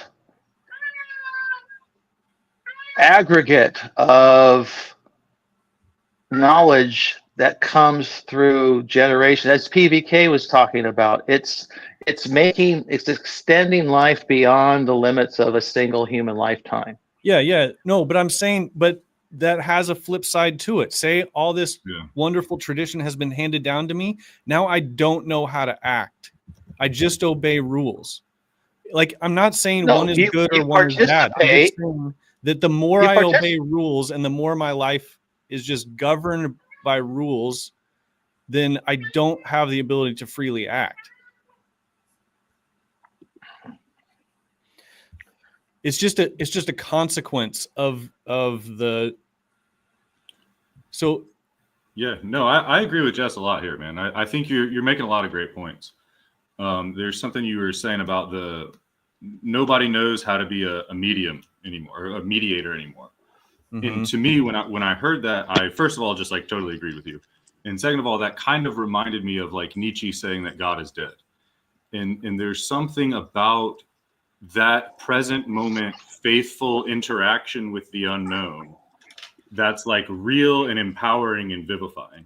And there's something about stepping back, analyzing, planning, structuring, formulating, and going forward that then the responsibility for the action becomes on the formula that was chosen. And then the person is no longer responsible. The person is no longer there attending and being sensitive. They are substituting a formula for that. And so there's something, the more that society grows, the more that institutions hand down traditions, the more that children are taught beta thinking, the more we actually detach from the polarity of these things. And we just receive a structure. And then we just limit our abilities. And so there's something that's happening where I think it's really good that the older generations set these really strong structures. But then growing up in these really strong structures, we're very, very limited, and we need to be branching out. We need a reciprocal opening. We need a participatory growing. We need to receive the implanted word and change our frequency in light of it. It's actually, there is something real and missing. But Mark has a point. There is definitely something that is transcending the individual, and we are so. sure. Well, and I'm saying you need both. See how I think, and there's something very wrong about that. And so there You definitely need both, though. The institution, but we're kind of over confined by it. Okay, there you go. Sorry, you need both. You need both the institution and the machine, is what I'm saying. And if PVK is probably the only one who's seen American Primeval to describe what that show's about. It's about a period of time during the Utah War where there was no government, no dominating government force, no machine that dominated the space. It was the American government, the Mormon militia, and Native American tribes all duking it out, as well as settlers, duking it out to dominate the space. And no one had control, and it's a space of complete desolation and violence at its worst. It is the state of nature. It's Hobbes' state of nature. And without the machine, the institutions can't do anything. And without the machine, the good people cannot receive with humility the implanted word. Don't try to bait kind me. of my point. Okay, I want to run with it. Tag. No. We're Hezi. We got to make space for Hezi because I mean I think he. Well, Hezi gets it too. Okay. Thank you. We've spoken about this in the past, but really, this is, from a Jewish context, is leaving exile. The institution was needed in exile, obviously, to protect us. When we come back to the land, we need to we shell off those institutions and return to the feminine and have it embodied, right? When someone was during the first temple, they weren't having theological questions. They were living their religion. They were living Judaism. They knew when they were going to the temple to go sacrifice. And we forget today why we put phylacteries on our head. And we have to remind ourselves why even the phylacteries themselves are actually there to help in rectification of the world. And we have to remind ourselves what's written inside the phylacteries, what's written inside these pieces of parchment and what they're trying to teach us. And in a Christian context, there's a church, there's an institution, but it starts to bifurcate, and you have many different denominations. I look at the TLC and I look again at PVK, who's coming from a church. yet he is also pastoring to all these quote unquote lost sheep who are coming back. They're not, and they're being unified, but they're not coming back to that old institution. They want to come back from exile and come back to the source. And that can't be in a static, whether it's Eastern Orthodox or Protestant, it's something else. It's the people coming together and they want the real. And put aside our differences right now, there needs to be a response. And like you said about the Ouroboros, that doesn't just loop us back into the same position. And there needs to be someone that knows how to talk cross denominations. I believe I'm forgetting the name of this TLC adjacent person, but talks about wild Christianity, right? Wild Christianity is, you're not going to find that inside the confines of the church. That's going to be out there. And the question is, how do the Christians and also the Jews return back to the institution, or return back to their own source and their religion, without needing anymore all these rules and regulations that were put into place to make sure that during the period of exile, or the last 2,000 years for all of us, were darker times. But now when we could see each other and truly see each other, whether it's different Christian denominations or even cross interfaith religions, we realize that these institutions are lacking. They can't hold what we want anymore, because we want God, and he is larger than all these institutions. And that was always the case, that he was larger than all these institutions. Only later on, and like we see this when David receives back the ark after it was away by the Philistines, it's in his little tent, right? We have no temple yet, and he doesn't know what to do. This moment has finally come, right? He goes to the Levites and says, sing a new song. I need something new. I need another level right now. It's not enough to just have these things boxed in. There needs to be a response. And the institution response is no longer suffices.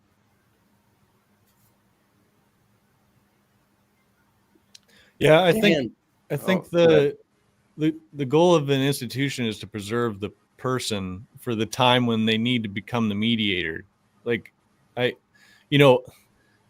for not everyone is going to have to, go out into the wild and then mediate stuff for everyone else. Like it's sort of the, that's I think that's part of the idea of the Messiah. The Messiah is like this ultimate mediator that we can all look to. We don't all have to do it ourselves. Just like when I call customer service, I just need one person to navigate this bureaucracy for me. I don't need to necessarily become that for anyway. If the institution is proper, it's bringing people up and preserving the person, so that when they get to the place where we need them to mediate, then they will. Because we don't all want to be growing up in the wilds of unsettled Utah, just shooting guns all the time. So like you have to have that tradition and institution handed down to you to protect you for a while you grow. Well, that's kind of that. It reminds me, Richard Rohr has a great teaching on, it calls it the 3 boxes, where he talks about like there's these boxes of order, disorder, reorder. And he says, yeah, absolutely. You want to start out in the box of order. You don't want to start out in the box of disorder, because that's bad. But where the hyper conservatives get it wrong is they're just like, the disorder, like we never want to go to the disorder. It's just like, well, if you stay in the ossified order, like that's real bad too. You're gonna fall into chaos no matter what. So that's a necessary process. But anyhow, Dan, welcome to my streams. Thanks, welcome Luke. to the best part of the TLC.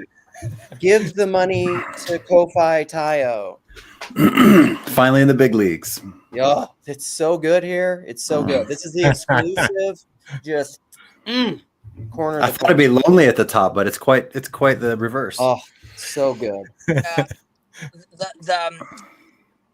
we have a saying in Judaism that the one who repents or one who returns is always going to be at a higher stature than the righteous. And that's the reason the righteous is the foundation, and he can't change. Now, it's very nice that he's righteous, but he's static. The one who repents, the one who's constantly challenging, the one who's trying and striving to do more and understand more while he falls, nevertheless, that movement shows it allows for growth. And the righteous is, while he could be an example for some of these people, they surpass him because he is stagnant. And I would ask Paul, in Europe, the leaders, the Jewish leaders, they were not aware, right, of what was happening. And they told many people, don't leave, right? Don't leave Europe. Everything's going to be okay. And that's not what the leadership was supposed to do. And they were scared. They didn't want to change. They didn't realize that what was changing around them. Now, I see Paul and his conversations with some other pastors, right? Like, do you also feel that there's a change? Now, you could be like, yes, of course, Chazi, I see that with Esther and my involvement over here. But the people need something else. What is your advice for them? What do you feel that Living Stones could still maintain what it needs to be doing, or there's something else out there? There needs to be a different solution right now. People need a different home.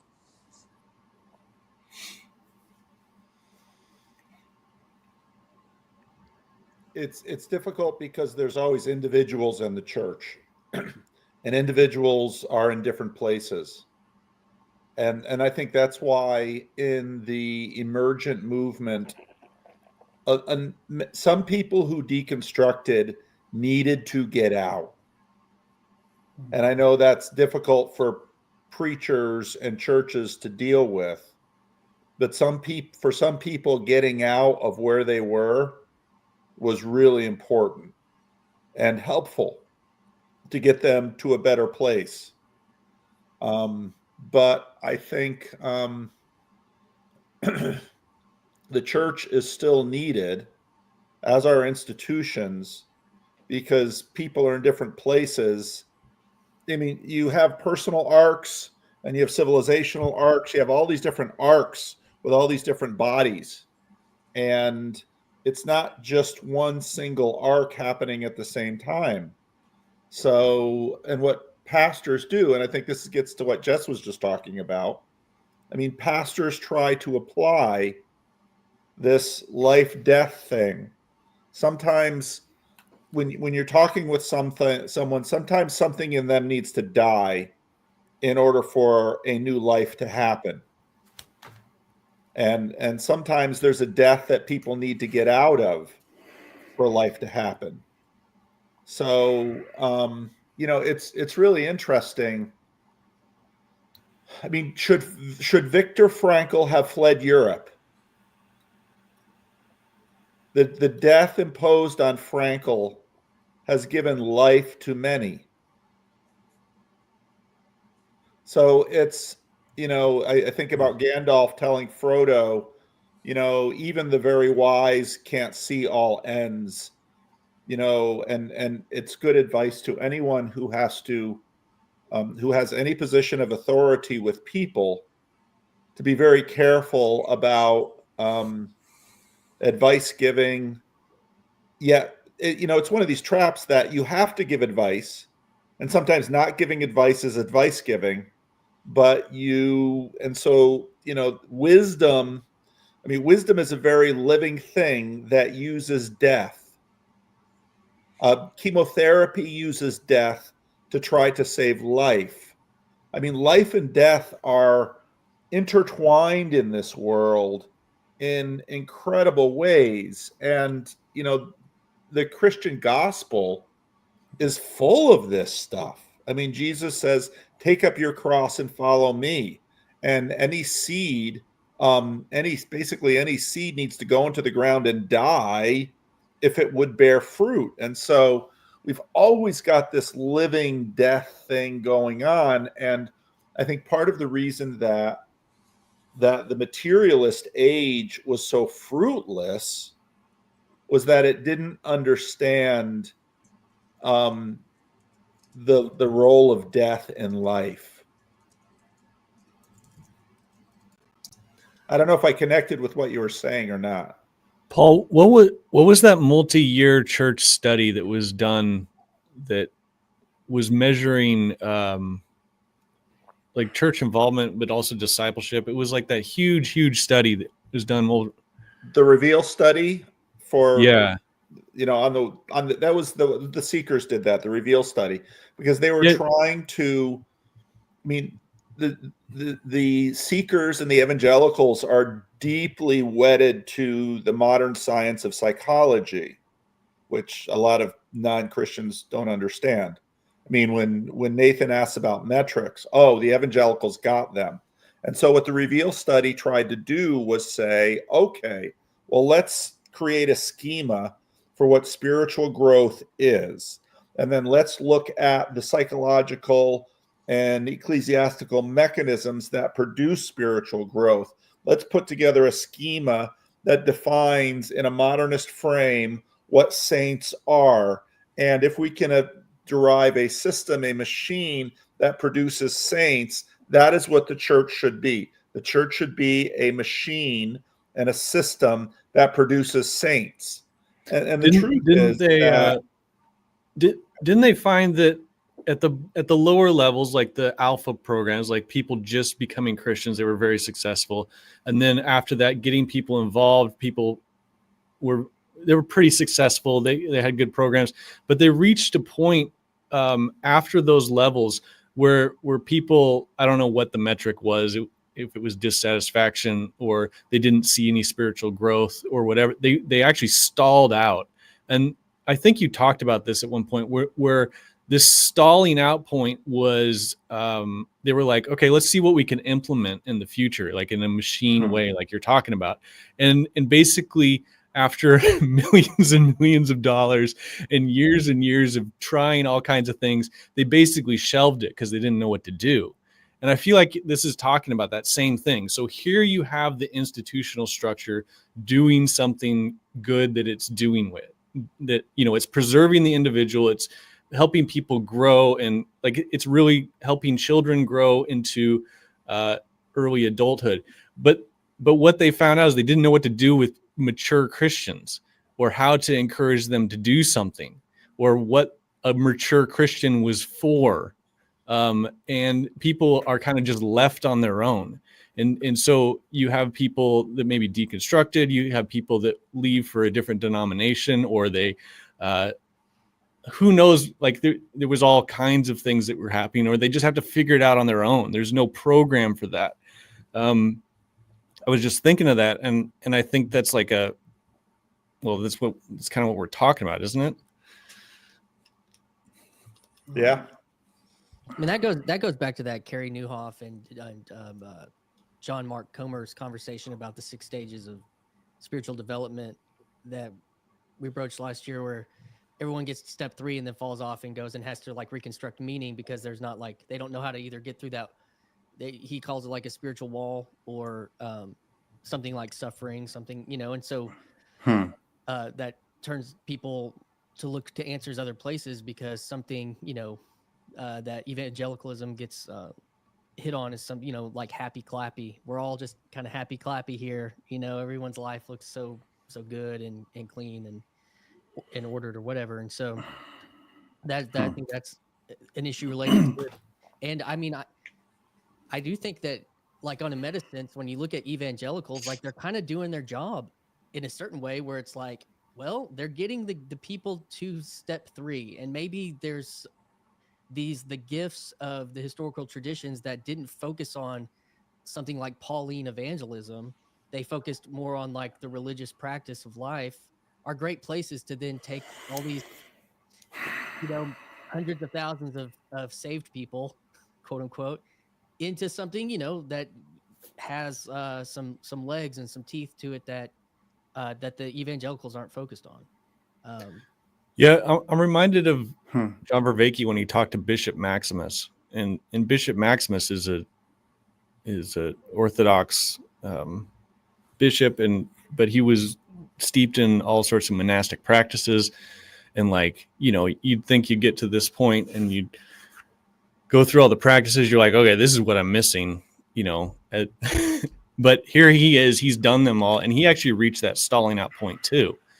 And he basically spent years where he felt like nothing was helping him grow anymore. Like he just sort of reached a point where there was no more growth. And then what happened was there's no program. So we're at the end of the practices. And then so his way out was he actually had to study Neoplatonism. And the reason why he studied that was to try to put himself into the perspective of the early church fathers. And this transformed how he was able to read the early church fathers. And then that's why him and Vervaeke kind of hit it off so much, is because Vervaeke's into Neoplatonism as well. But like that's not a program you can just be prescriptive with. So it's the process though is the order, disorder, reorder. He had to leave the static, despirited words that he had received, and then unorder them, and then he could come back. You know, like the mountain is not the mountain, is not the river, is not the river. But then you leave and you come back, and the mountain's the mountain, and the river's the river. Like that's what I mean. That's the process. Yeah, I'm reading. I've been trying to write some stuff or make a video on Jung's answer to Job.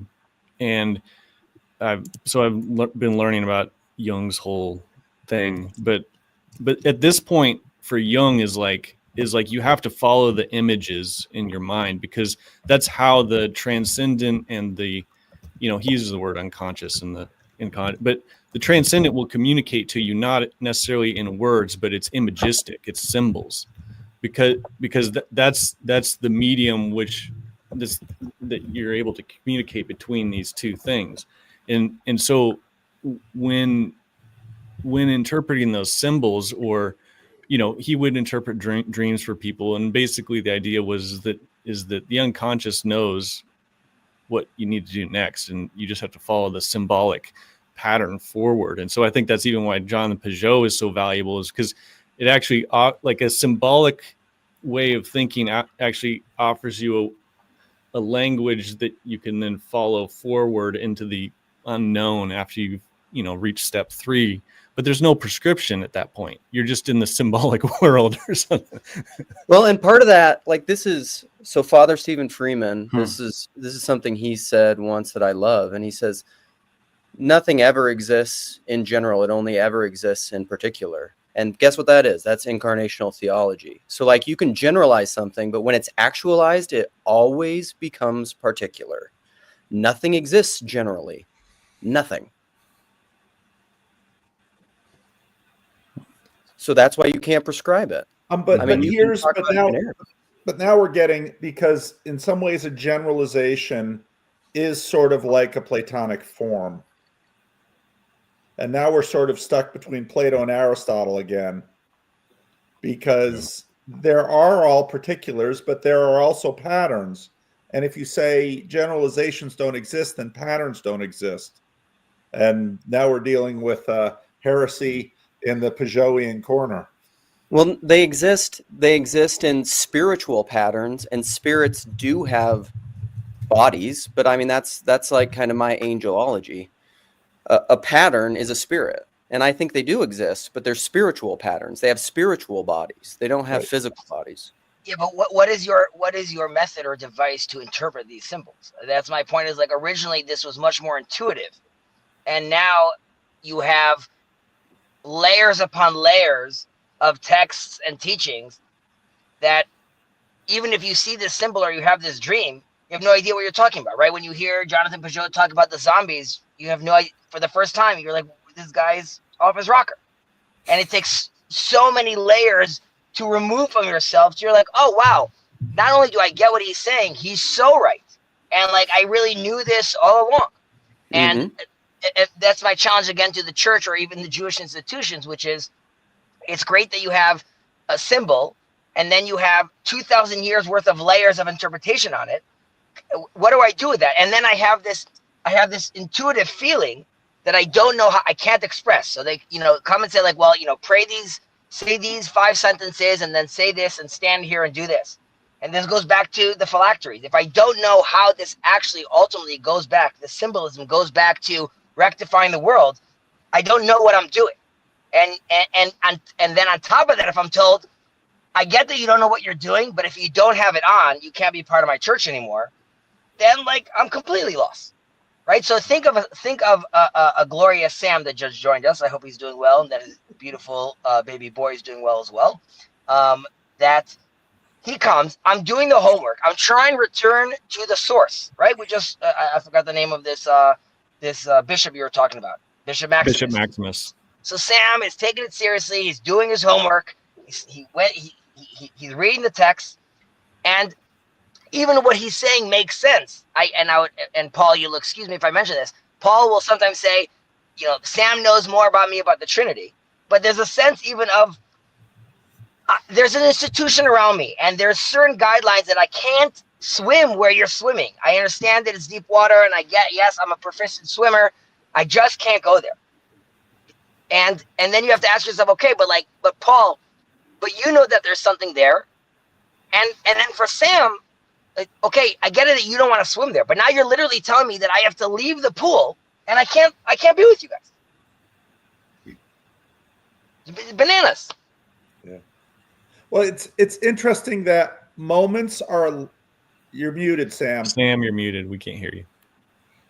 Moments I just want to are mention living- that I did not call Nate left wing. I said if there were a left wing of the TLC, it would kind of probably be Grail Country, but that doesn't exactly fit.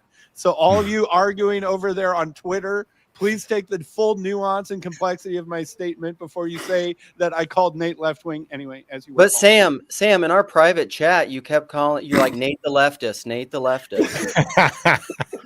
You're not supposed to say that, Luke. Oh, sorry. Well, it's interesting that the moment is alive, and memory has that little bit of death, but memory doesn't necessarily have that death because memory is also a moment. I mean, this is where reality is so strange. And, I think Hezi was, because we need, as Paul talks about the law being this guardian for the child, this Greek tutor that guards the child until the child can grow into maturity of life of the Spirit. So our institutions hold us in the way that the Greek tutor, is the law that says, I'm going to hold you now, in the same way that a parent does. The parent is raising the child, and the child says, I want to go and do this, and I want to go and do that. And the parent says, no, I'm going to hold you in this little death of the law until you are strong enough and human enough to live. And so much of that is here in the gospel.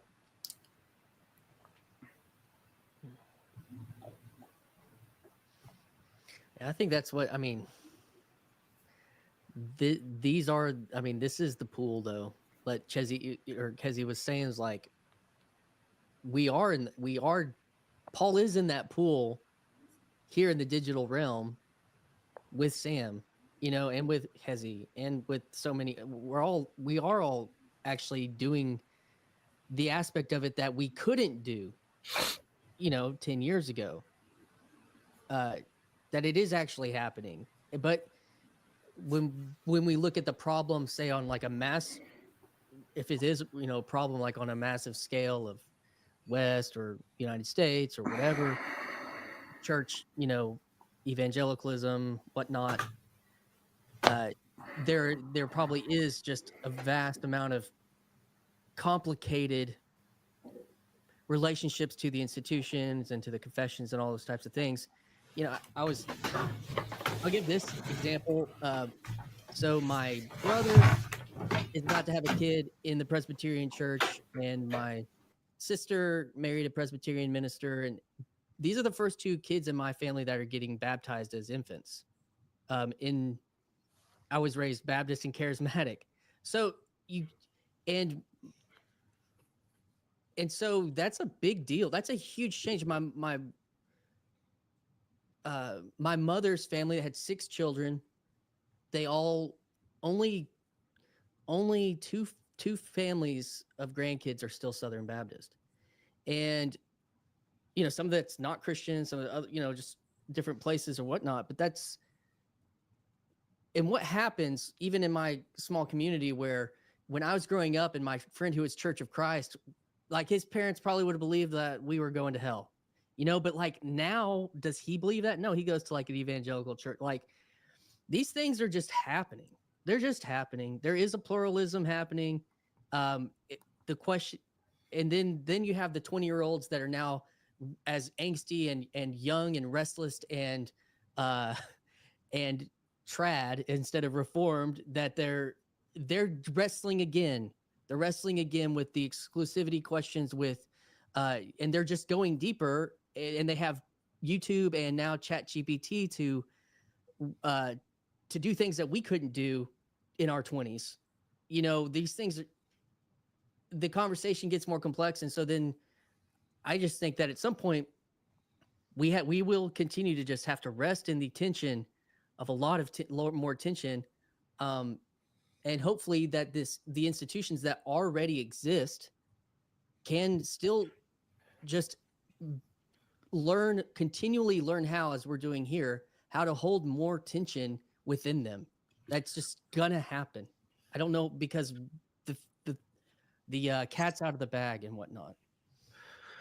So like what Phlebas said right here, CW's whole point was to make us better institutionalists, not to condemn them. If institutions stop falling prey to institutionalism, I have no problem with them. They're fine. Like if idols are great if they become icons.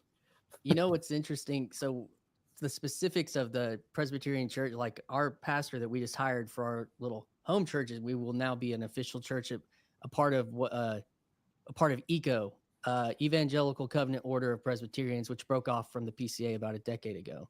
What's interesting in there, I was talking to my father-in-law about this, like the part of their identity of ECO doesn't even fit the name of their they're not but it's an idea about being an ecology of an institution that's an ecology, actually. And that made me think of John Vervaeke, like instantly when he said that last night. And not to say this is the one true way, we've got it all figured. I'm just saying that there's interesting things that that institutions are contending with, because they still believe they're part of like the historical institution. But and I think the institutions will either have to or die.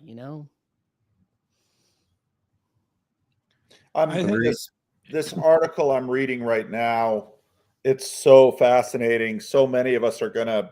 It starts out with a story of falling in love, and then quickly moves to Jonathan Edwards visiting New Amsterdam and being worried about his salvation, and then goes into the First Great Awakening, the new lights and the old lights. And it's like Tim LaRouche, who some of you might remember, Roman Catholic convert, LA, works in screenwriting and things like this, sent it to me. And it's just it's a long piece, and I'm only about a third of the way through, but it's pretty amazing, and it's barking up the same tree. I mean, the new lights, the Great Awakening new lights, they were so fiercely trying to avoid the systems of certain Puritans and Unitarians and the rationalists, because they felt that they had tasted a living thing. But again, it's what's so devious about this is the moment you try to put time in a bottle, it is you've killed something of it. And so these themes just swirl. I mean, what's the quote that we always used to say around here? I think, without people, nothing happens. Without institutions, nothing lasts. Yep. Yeah. And again, Luke doesn't like things that last, but Institutions are little deaths, and yet he married. Because if there's anything that is an institution to try to transform its marriage, He married well, though. He married he very did. well. It was a good thing he married, and I praise God for his wife, and I thank God for the existence of his children, and all of those things have made Luke a better man, kept him from his more impulsive nature. Jeez. I mean, why are we so opposed to this biblical language, especially Sam the Unitarian and Paul Vanderklay, the Dutch Reformed pastor, of a body? I don't understand. I've got nothing against the body, but bodies need skin. And skin Garments is of a layer skin? of death. Yeah, but someday in the eschaton, do we have garments of skin? I think no eye is seen and no ear is heard. I have no idea. We what have the garments eschaton of is gonna look like. spiritual skin. I would also just contend that when you look at like the fractal of, say, something like the universe and the star systems, and then you have like solar galaxies and solar systems, and then like how many things do we look at, pattern wise, that look like cardiovascular systems, and they look like neural networks and all these types of things, and these nodes of and like I do think that there's like, Luke, to your point of like the body, the person is a network unto itself. It is a node unto itself within the node of something like a family, within the node of something like a church, and something like a community, and something like a town and a city, and all these things. Like they are real, and they're built in embodied space, and they make connections to in relationships to other things, other nodes and other persons and other networks and other institutions, and that is just how reality works. We can't and that is how a body works. So I think that they're the same thing. So this, Chad, to answer your question, what is institutionalism? It's blue no matter who, or it's rather red or dead. It's like you cannot see out of the forms and the prescriptions that you've been handed. And politically, that's why we have the culture war. It's just like, I was thinking about making a video. It's all these videos that you see on YouTube of just like Orthodox convert to whatever. It's appealing to ideological tribalism, which true religion has nothing to do with.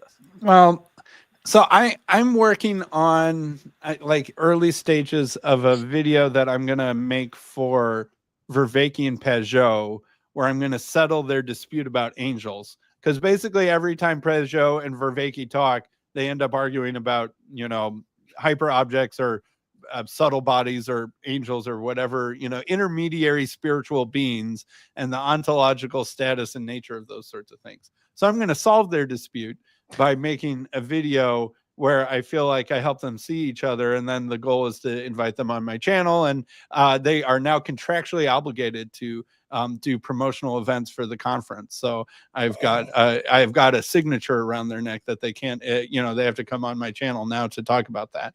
But Sam, snap! He's done it. That was Dan Wagonmaker's brilliant idea, was to have that be in the contract. Also, somewhere. Gavin Ortland talked to Sam about the Trinity. You're too scared. I haven't signed that contract yet. Oh, that's not going to happen. Well, anyway, all right. One sentence about Gavin Ortland. There was a video on the Transfigured Life, which I still need to write my lawsuit to sue them for their channel name. But they are an Orthodox channel. It's like a priest and an Ortho bro convert who talk about various things. And they had Gavin on recently, and Gavin was like taking them to town to be like, hey, you Orthodox people for hundreds of years used to say that you need to be Orthodox or else, and that there was no salvation whatsoever outside the Orthodox Church. We are the ark, we are the true church. Anything outside is in the waters of the flood, And then Gavin's like, but you seem to have changed your tune on that recently. And I don't like people who change their tunes. And so that he was having a conversation with them about that. And so I was listening to this video the day it came out, and they yanked it as I was halfway through it. They took it private. And I don't know why. I don't know if Gavin asked them to do that, or if they did that, or something like that. But anyway, it was on the subject of, the Orthodox being very team red, team bluey, as although Bluey is a great show from Australia. But anyway, what I was thinking about is like we're just dealing with like this absolutely explosive burst of pluralism because of the internet making us aware of each other. That's just really, really difficult to deal with. And like the question of, is my church the true church, or at least a true church? What's a true church? What's the true church? What's the relationship between a true church and the true church? You know, is a spiritual true church with, you know, instantations that may or may not be perfect, but if they're not perfect, how do I know their sacraments are legit? Should I get my infant baptized? Should I get adult baptized? Does it matter if it's a priest that has apostolic succession back to the bishop, back to Peter? You know, blah, blah, blah, blah, blah, blah, blah, right? Big questions. And I'm thinking about that in relation to angels and John Vervaeke and Pajot, is that John's been talking a lot more about Hermes in ways that still kind of creep me out. Like, if anyone hasn't watched, he was on someone sent this to my attention. I'm forgetting who gave it to my attention. Third Eye Drops by Michael Phillips is a YouTube channel. Vervaeke was on that like 6 days ago, and he's talking a lot about Hermes. And he like praised Hermes like daily now, and like talks with Hermes as like a part of like basically what sounds to me like a regular spiritual prayer practice. And Hermes will talk back from time to time. And it's like, okay, so John and John's like, I asked Hermes what his ontological status was, and he didn't answer. Right? He's trying to get an answer to the angel question, and Hermes won't answer him. But he certainly seems to think that Hermes is not just his own consciousness talking back to him, and that there's some independent ontological status of this Hermes that he's chatting with. But can I talk to Hermes? And if I talk to Hermes, am I talking to the same Hermes that's John's Hermes? And this has to do with bodies and incorporation and institutions, because in Christ we have the fellowship of the capital T, the capital S Spirit, right? That is binding it. And like, my Holy Spirit is your Holy Spirit. There's one Spirit, one baptism, one Lord, et cetera, et cetera, et cetera, right? But is there one Hermes? Right. Yeah, and this is the point I made with John in my last conversation with John, just me and John together, was that's exactly that point, that his own my conversation with John about Hermes, that your own private Hermes, there's an issue with that. And it's really a very much a less thing than the discipline of something that has institutions or body. Or that you share. You participate in it together with someone else. Right. Like, oh, you know, if I'm in a charismatic church and Christian Baxter comes up to me and says, I have a word from the Lord for you. It's like, okay, I'm going to listen with a grain of salt, but they'll hide my grain of salt, but I'll listen, right? But we all are part of the same thing. It's the same Lord that's talking to you, that's talking to me, hopefully, with collective discernment. That's our claim. And that's what makes a church a united body. And that's related to this question of pluralism.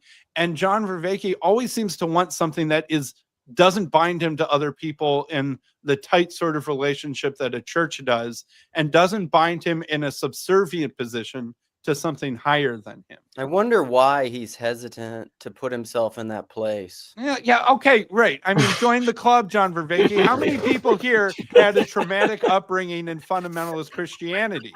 You know, raise your hand, right? You know, but like at some level, we all get it.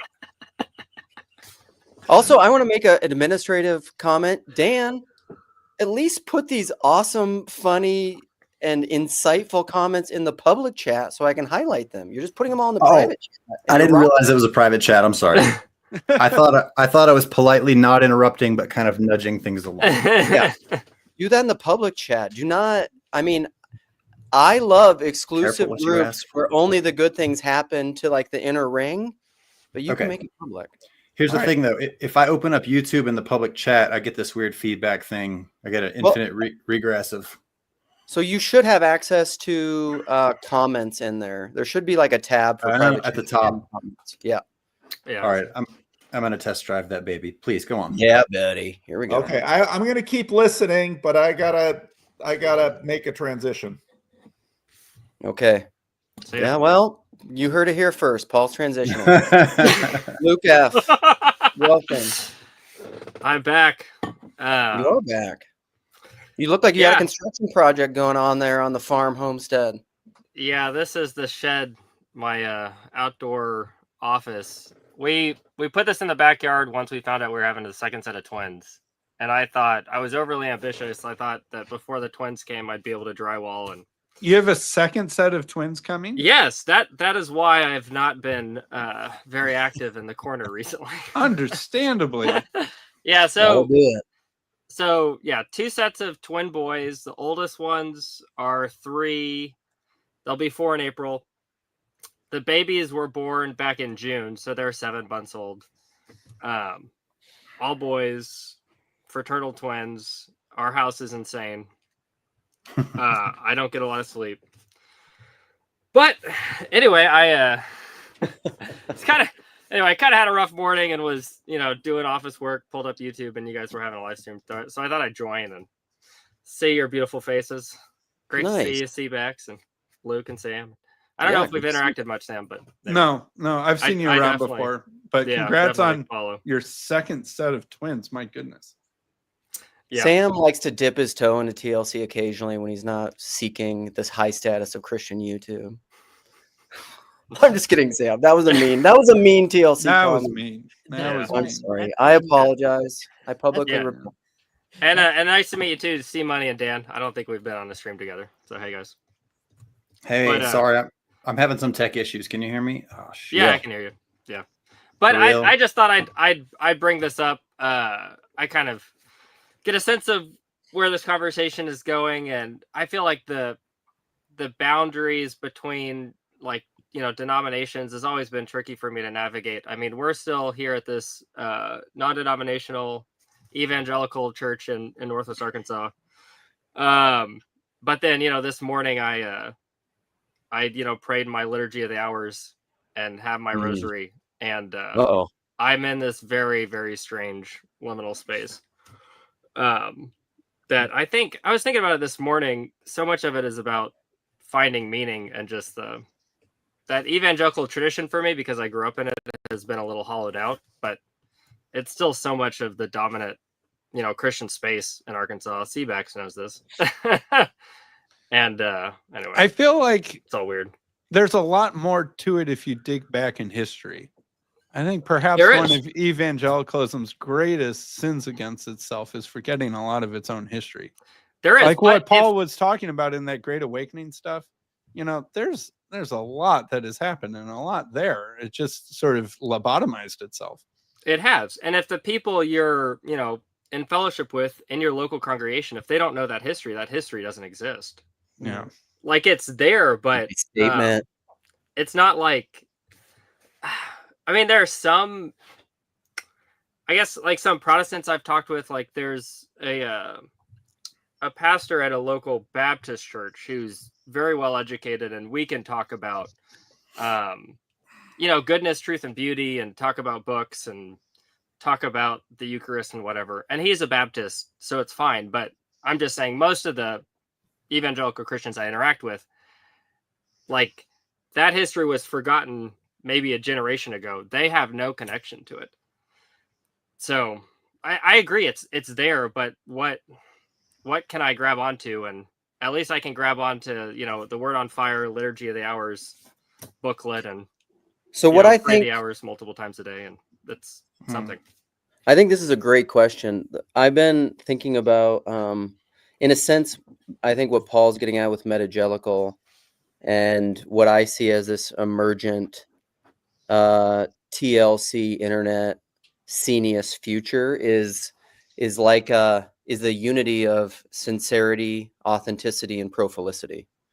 Like I was talking about that with C-Backs a little bit. And I think what evangelicalism brought us in its best was authenticity, which is a leaving the order of sincerity to the disorder of authenticity. And then you're learning to integrate that in this kind of prophilicity. That's why I think a little bit within Orthodoxy, that's why I don't resonate with the orthobro thing, because orthobroism is an approach to Orthodoxy that's like restorationist. It's backward oriented, and I don't like it. I don't resonate with it at all. The future is an integration. It's interesting when you said that, Luke, about evangelicalism. takes me back to in the early days of kind of as the modern rock worship was getting its legs underneath it. One of the biggest hits was Matt Redman's "The Heart of Worship." You know, when the music fades and all is stripped away, and you know, like, and that was like, I think the power of it was its sincerity, and it was recognizing like an actual spirit. It was recognizing something true that was coming, and you know, and even maybe something that's happening right now as people are trying to like actually continue to figure that out as well, and just not, you know, in the frame of songs necessarily, in modern pop songs. But get in here, Marcher, with your just dropping bombs from the text. Sounds like Cope. Get in here. Defend yourself in video. Sorry, Luke. Go ahead. There's one song we sing in church. You guys maybe know it. It's something about break down the walls of all my religion. Strip down the something of my tradition. Your way is higher. But I think that's still so very much in the ethos of, you know, what evangelicalism is about. It's about stripping away tradition for the sake of, like, I think you guys have, you know, put your finger on it. Yeah, Luke, you definitely put your finger on it. For the sake of sincerity, there's like something that's hindering about tradition and religion. But I mean, for me, growing up in it, and it's just, I feel like I'm such a broken record compared to, so many people are saying this, but just I'm reaching for that kind of that rootedness, that sincerity, which it's like this is totally metagelical. Like, I really haven't been part of that conversation much. I know, Christian, you were asking me about it, but I'm like, as people talk more about metagelical, I'm like, yeah, that's me. I mean, I was even part of an evangelical church that was like it was very emergent, very Rob Bell, very Brian McLaren. Like, that's part of my past, you know. And here I am attracted to like kind of trad Catholicism. It's like it's so freaking predictable. Paul Anleitner is the best at talking about this sort of stuff, and I feel like Vanderclay needs to incorporate a little bit more of Anleitner, like his post sincere authenticity, right? Where it's like, okay, I've had the sincere experience, but now I want to, and sometimes the sincere experience requires stripping away that you know, that identity that was sort of given to you from the outside to feel to the institution, the history, the context, etc., to feel it really for yourself. But then the goal, that's sort of like a weird place to like just hang out for forever.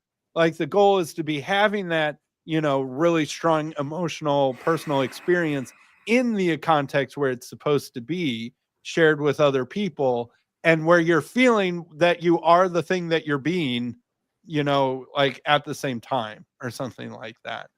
Like, for my, like, I think a lot about my mom. My mom grew up Catholic, and, you know, my mom was born before Vatican II. She was doing the Latin Mass before it was cool, right? She can still remember, as she says, when the priest turned around because of Vatican II. But to her, it was just like dead, and, you know, like, it was something else, right? You know, it wasn't it, like, God was over there, Jesus was over there, the church was this thing, and then she had like a really powerful born again transformative experience, and like God felt real, right? And a personal relationship with God that she had never had before, despite going to church super regularly, you know, is just like pow. And it's like, oh, this is what it is. Right. And so then it's like Catholic Church is just dead ritualism and belonging and history and ethnicity and yada, yada, yada. I now have the real genuine deal. But it's like, well, can you have that genuine, really strong experience in the Catholic setting where, like, the Catholicism got built because once upon a time people were having those feelings, right? And then it turns into an institution that isn't transmitting that feeling anymore. And then to feel like you get the feeling, you need to leave the institution. But like, how do those things get put back together? I think that's, I mean, when Bishop Barron introduces himself in Peterson's Gospel series, he introduces himself as an evangelist. I mean, think about that. You know, he introduces himself in the modern frame of Billy Graham. Like, that's how he led with that. And that as a category and a frame, I mean, I think in history, they probably have saints called maybe the evangelist or so. I don't know. But there's like, what are people going to identify that word with now? You know, and I think the lessons of all the people that I mean, the Catholic Church responded to this heavily, and they still are in some, you know, I saw a meme the other day that was like, there was some guy with a microphone in a cathedral trying to get all the kids to clap to some song, and they're like, this isn't going to work, you know, blah, blah, blah. And it was like, they've tried to grapple with it, with that reality. I mean, that's why my mother-in-law left the Catholic Church, was because of evangelicalism and desiring like something personal, and seeing a lot of corruption within her own parish and those types of things too. It was like, and was, you know, and then like Beth Moore was like everything to her for, you know, 15 years. And so, but then there still is an ache for the institution and for the forms and the liturgy within her that's real, that's a part of her actual faith. And I think what is happening right now, the most potent thing that is happening right now is actually, and Peugeot said this in his conversation with who's Pints with Aquinas. He said this in this frame. What is the powerful thing that Protestants, evangelicals, whatever, bringing to the high traditions? It's actually their love for the word. And you could say, I even think you could extrapolate that into, yeah, because they have they believe there's something personal happening between them and God when they're reading the Bible. So like a personal relationship with Jesus is the most powerful thing that is coming into the high traditions. And so I think that it is the meta aspect is the personal falling back into these institutions. And that is actually something that's really, really good if we can keep it there. And it's not necessarily the same as something like what I see as a perversion of the priesthood of the believer, with the ortho bro type rad trad thing, is like, they're all acting like they're the freaking Pope, you know, as individuals within their traditions, and make, you know, they're excommunicating people left and right on Twitter and all this kind of stuff. And it's like, you know, that's not really part of your tradition. You know, you're submitted to the authority of your priest and your bishop and your archbishop and so on. So it's like, I think that's a problem related. That's a tension that is now going to have to be contended with within those institutions as well. But I do think that stuff. Yeah. I've got to go, guys. But this has been fun. Okay. See you, Christian. What that made me think of, Christian, was just, you know, what's kind of happening in the gospel narrative, which is it's in the context of the Spirit having left the temple. And so you have John the Baptist in the desert, you know, and this is, you know, Peugeot did a whole video on John the Baptist, so I'm definitely kind of pulling from those strings. But you have this awakening, a revivifying. The Spirit appears in the desert, calling people to holiness, to personal repentance. But then, and Jesus himself is baptized by John the Baptist, you know, in the wilderness. But then what happens? Jesus then re-enters Jerusalem and kind of sanctifies the temple again, cleanses the temple. So he brings that back into the temple. And to me, this conversation, it's following that trajectory of, you have, you know, a religious structure, religious institution that becomes ossified, that dies, the Spirit leaves. Yeah, the Spirit has to be found outside, but then the Spirit is brought back. Yeah, that's well said. That's well said. But then the temple gets destroyed, and then Jesus' body is the temple. So how does that fit in? But no, I see your point. Yeah. I know. It's like the 60s and the 70s on through the, you know, evangelical megachurch boom, were finding the Spirit again outside the temple, right? Yeah. Going out into the wilderness and having a very strong personal transformative experience, and the Spirit had seemingly been vacated from its usual residency. And now, but then it's like, okay, but we can't all just live, in tents by the Jordan River for forever, constantly listen to John the Baptist dunk new people. When's it going to be back inside the temple again? And that's something sort of like what's happening. Yeah, that's well said. Mm-hmm. Yeah.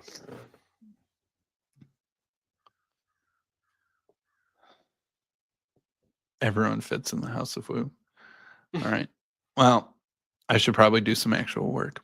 But anyway, fun talking with all of you. Best of luck with your second set of twins.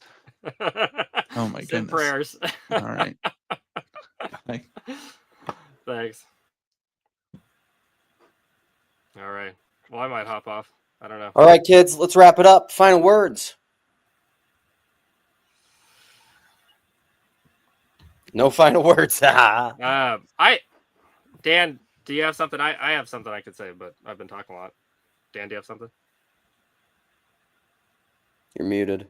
You're muted, buddy. Dan, you're muted. There you go. Yeah. I mean, I don't have anything to say that wouldn't kind of open a can of worms. So you just said we're going to kind of close down. So that's totally fine. I'm happy to have popped in on the stream, and it's good to get to meet you guys. Congratulations on your twins. Thanks. See, Money, Luke said nice things about you. I don't know anything beyond that, but it's nice to meet you too. Nice to meet you, man. So Luke, this is what I want to do. Luke, you say your last words, and then Dan, open up a can of worms that just can get people percolating. Let's get it percolating, and then we can talk about it next time. That's Mary J. Blige. I'm old. Okay. Real love. So Searching yeah. for real So love. my final words, I think, has to do with the title of the stream, Institutional Industrial Christianity. I think this was something I heard you talking about, Luke. And you just talking about industrial Christianity just made me think of like the spirit of self-help and why I feel allergic to self-help these days, which is this advice that is divorced of the personal. Yeah. Yeah. It is advice that's supposed to apply to anyone, that anyone can pick up this book and learn from it. If anyone just puts these principles into practice, they're going to see fruit. And it's definitely the institutional approach. And it's just like, I can't handle that anymore. Well, but that's it. Too much Tim Ferriss. It's selling it. You've formalized it to such a degree that then you can sell it and you can commercialize it, and then people, Word. Cool. I've been thinking a lot lately about the gaming of systems, and so often something will be put up as like, hey, this is a good thing. And it is, but it's not necessarily acknowledged that there's an exploitative potential built into that thing. And so many, like you see it in politics a lot, you see it in churches a lot. You kind of see it everywhere. It's like one of those things, like once you know to look for it, you're like, oh, there it is again, keeps popping up, right? Super simple example. And I don't mean to like get controversial or whatever, but just the idea of having a border, right? It's like, if you don't have a border, you don't have a country. We would say like, hey, help the refugee. That's a great thing to do. That is a Christian ideal. But it's also a system that can be gamed. You know what I mean? Because all of a sudden, well, all I have to do to like skirt this system here is say I'm a refugee or whatever. And I picked that example arbitrarily, and because it's kind of in the current zeitgeist, not because I want to get into it specifically, but also I think we see it in churches too, where when you try to use something that's worked in the past, like a technology that can work in the future, you divorce it from its context and suddenly it doesn't work, which is why that cool thing that was happening in the 70s, when you try to recreate it now, it's just super sad. Does that make sense? Yeah. And we all have those things in our past, I think, that we long for, but they kind of, in some sense, they belong there. And there might be an analog now, but you're going to find it somewhere else. You're not going to deploy whatever you did there as a technology because those conditions aren't the same. The people that aren't the same, even if they're the same people, they're not the same people that they were at the time the thing happened. but we don't get that. And I do think that kind of ties into our kind of like empiricist inclinations that we're not aware of. We think that we can isolate variables because all the spiritual aspects of the variable don't appear in it in a way that we can see. And so we're like, what the heck? I plugged the variable into this equation over here and I'm getting this really weird output. Well, you didn't isolate the variable. You think you isolated the variable. And so I think that kind of thing is going on in most of what we talk about in the corner. And it's why people that agree on a lot of stuff can have friction or just see things wildly differently. That's my, like, I guess, new topic that that's sweet. How would you condense that in like a axiomatic aphorism that I could ruminate on and think about for the next stream? Man, can you do that quick? An axiom kicking mimetic whoosh, where Paul will go whoosh, bang. I don't have that for you right now. I'll think about that. That's maybe we'll come up with something collectively. But put it in the comments. I would say I wrote the gaming of systems and authenticity, or like spiritual technology. I don't know. I'm still kind of ruminating on it. Okay. Because it's talking about a lot of different things, so it's going to be hard to come up with one term that represents that. But right, that's that magic though. When that happens, when you just say something that nice. sticks, like Big Eva or whatever, and all of a sudden people are like, "Boom! I know exactly what that is," and it coalesces that unity. Whoa, who do we got here? Josh, you came in right at the listen. We're coming up towards Lent. The sermon of St. John Chrysostom, the 11th hour. Come on into the feast, brother. Give us your last words before we shut it down. Shutting it down? Okay. Yeah. I was listening to kind of like the middle of all of this, but not sure if it's still on the same thread. Seems like there was a conversation, linguistic sort of distinction being made between a church and the church. Mm-hmm. And what about the feminization of the church in the Bible, and the difficulty of capturing a feminine character in institution? That's all I'm thinking of, I guess. Yeah, no, I think that's good. That's very in line with like I love to quote the Tyler Anderson thing of the modern church is a masculine space with feminine language when it should be a feminine space with masculine language, where it allows for generativity, but it's not patriarchally prescribing what every little instantiation that comes out of that womb should be. Right. Mm-hmm. Yeah. I wish there were other people who are on the institutionalist to maybe answer that question, but you obviously are in agreement with that. So yeah, that's not me. You're barking up the wrong tree there. Yeah. All right, gentlemen. Well, thank you all for coming. Until next time, if anybody has, always share ideas in the comments. I engage most of them. I think about them, and I mean, it could be put good live stream topics in those comments. Good to see you, Luke. Yeah, go ahead. We can all say goodbye, but like I wanted to ask you a technical question about the chat, maybe after the other guys get off or whatever, because I'm having an issue. Okay. Is that cool? Yeah, absolutely. All right, I'll shut this down. Thanks for coming, guys. Bye. Peace. Take care, fellas.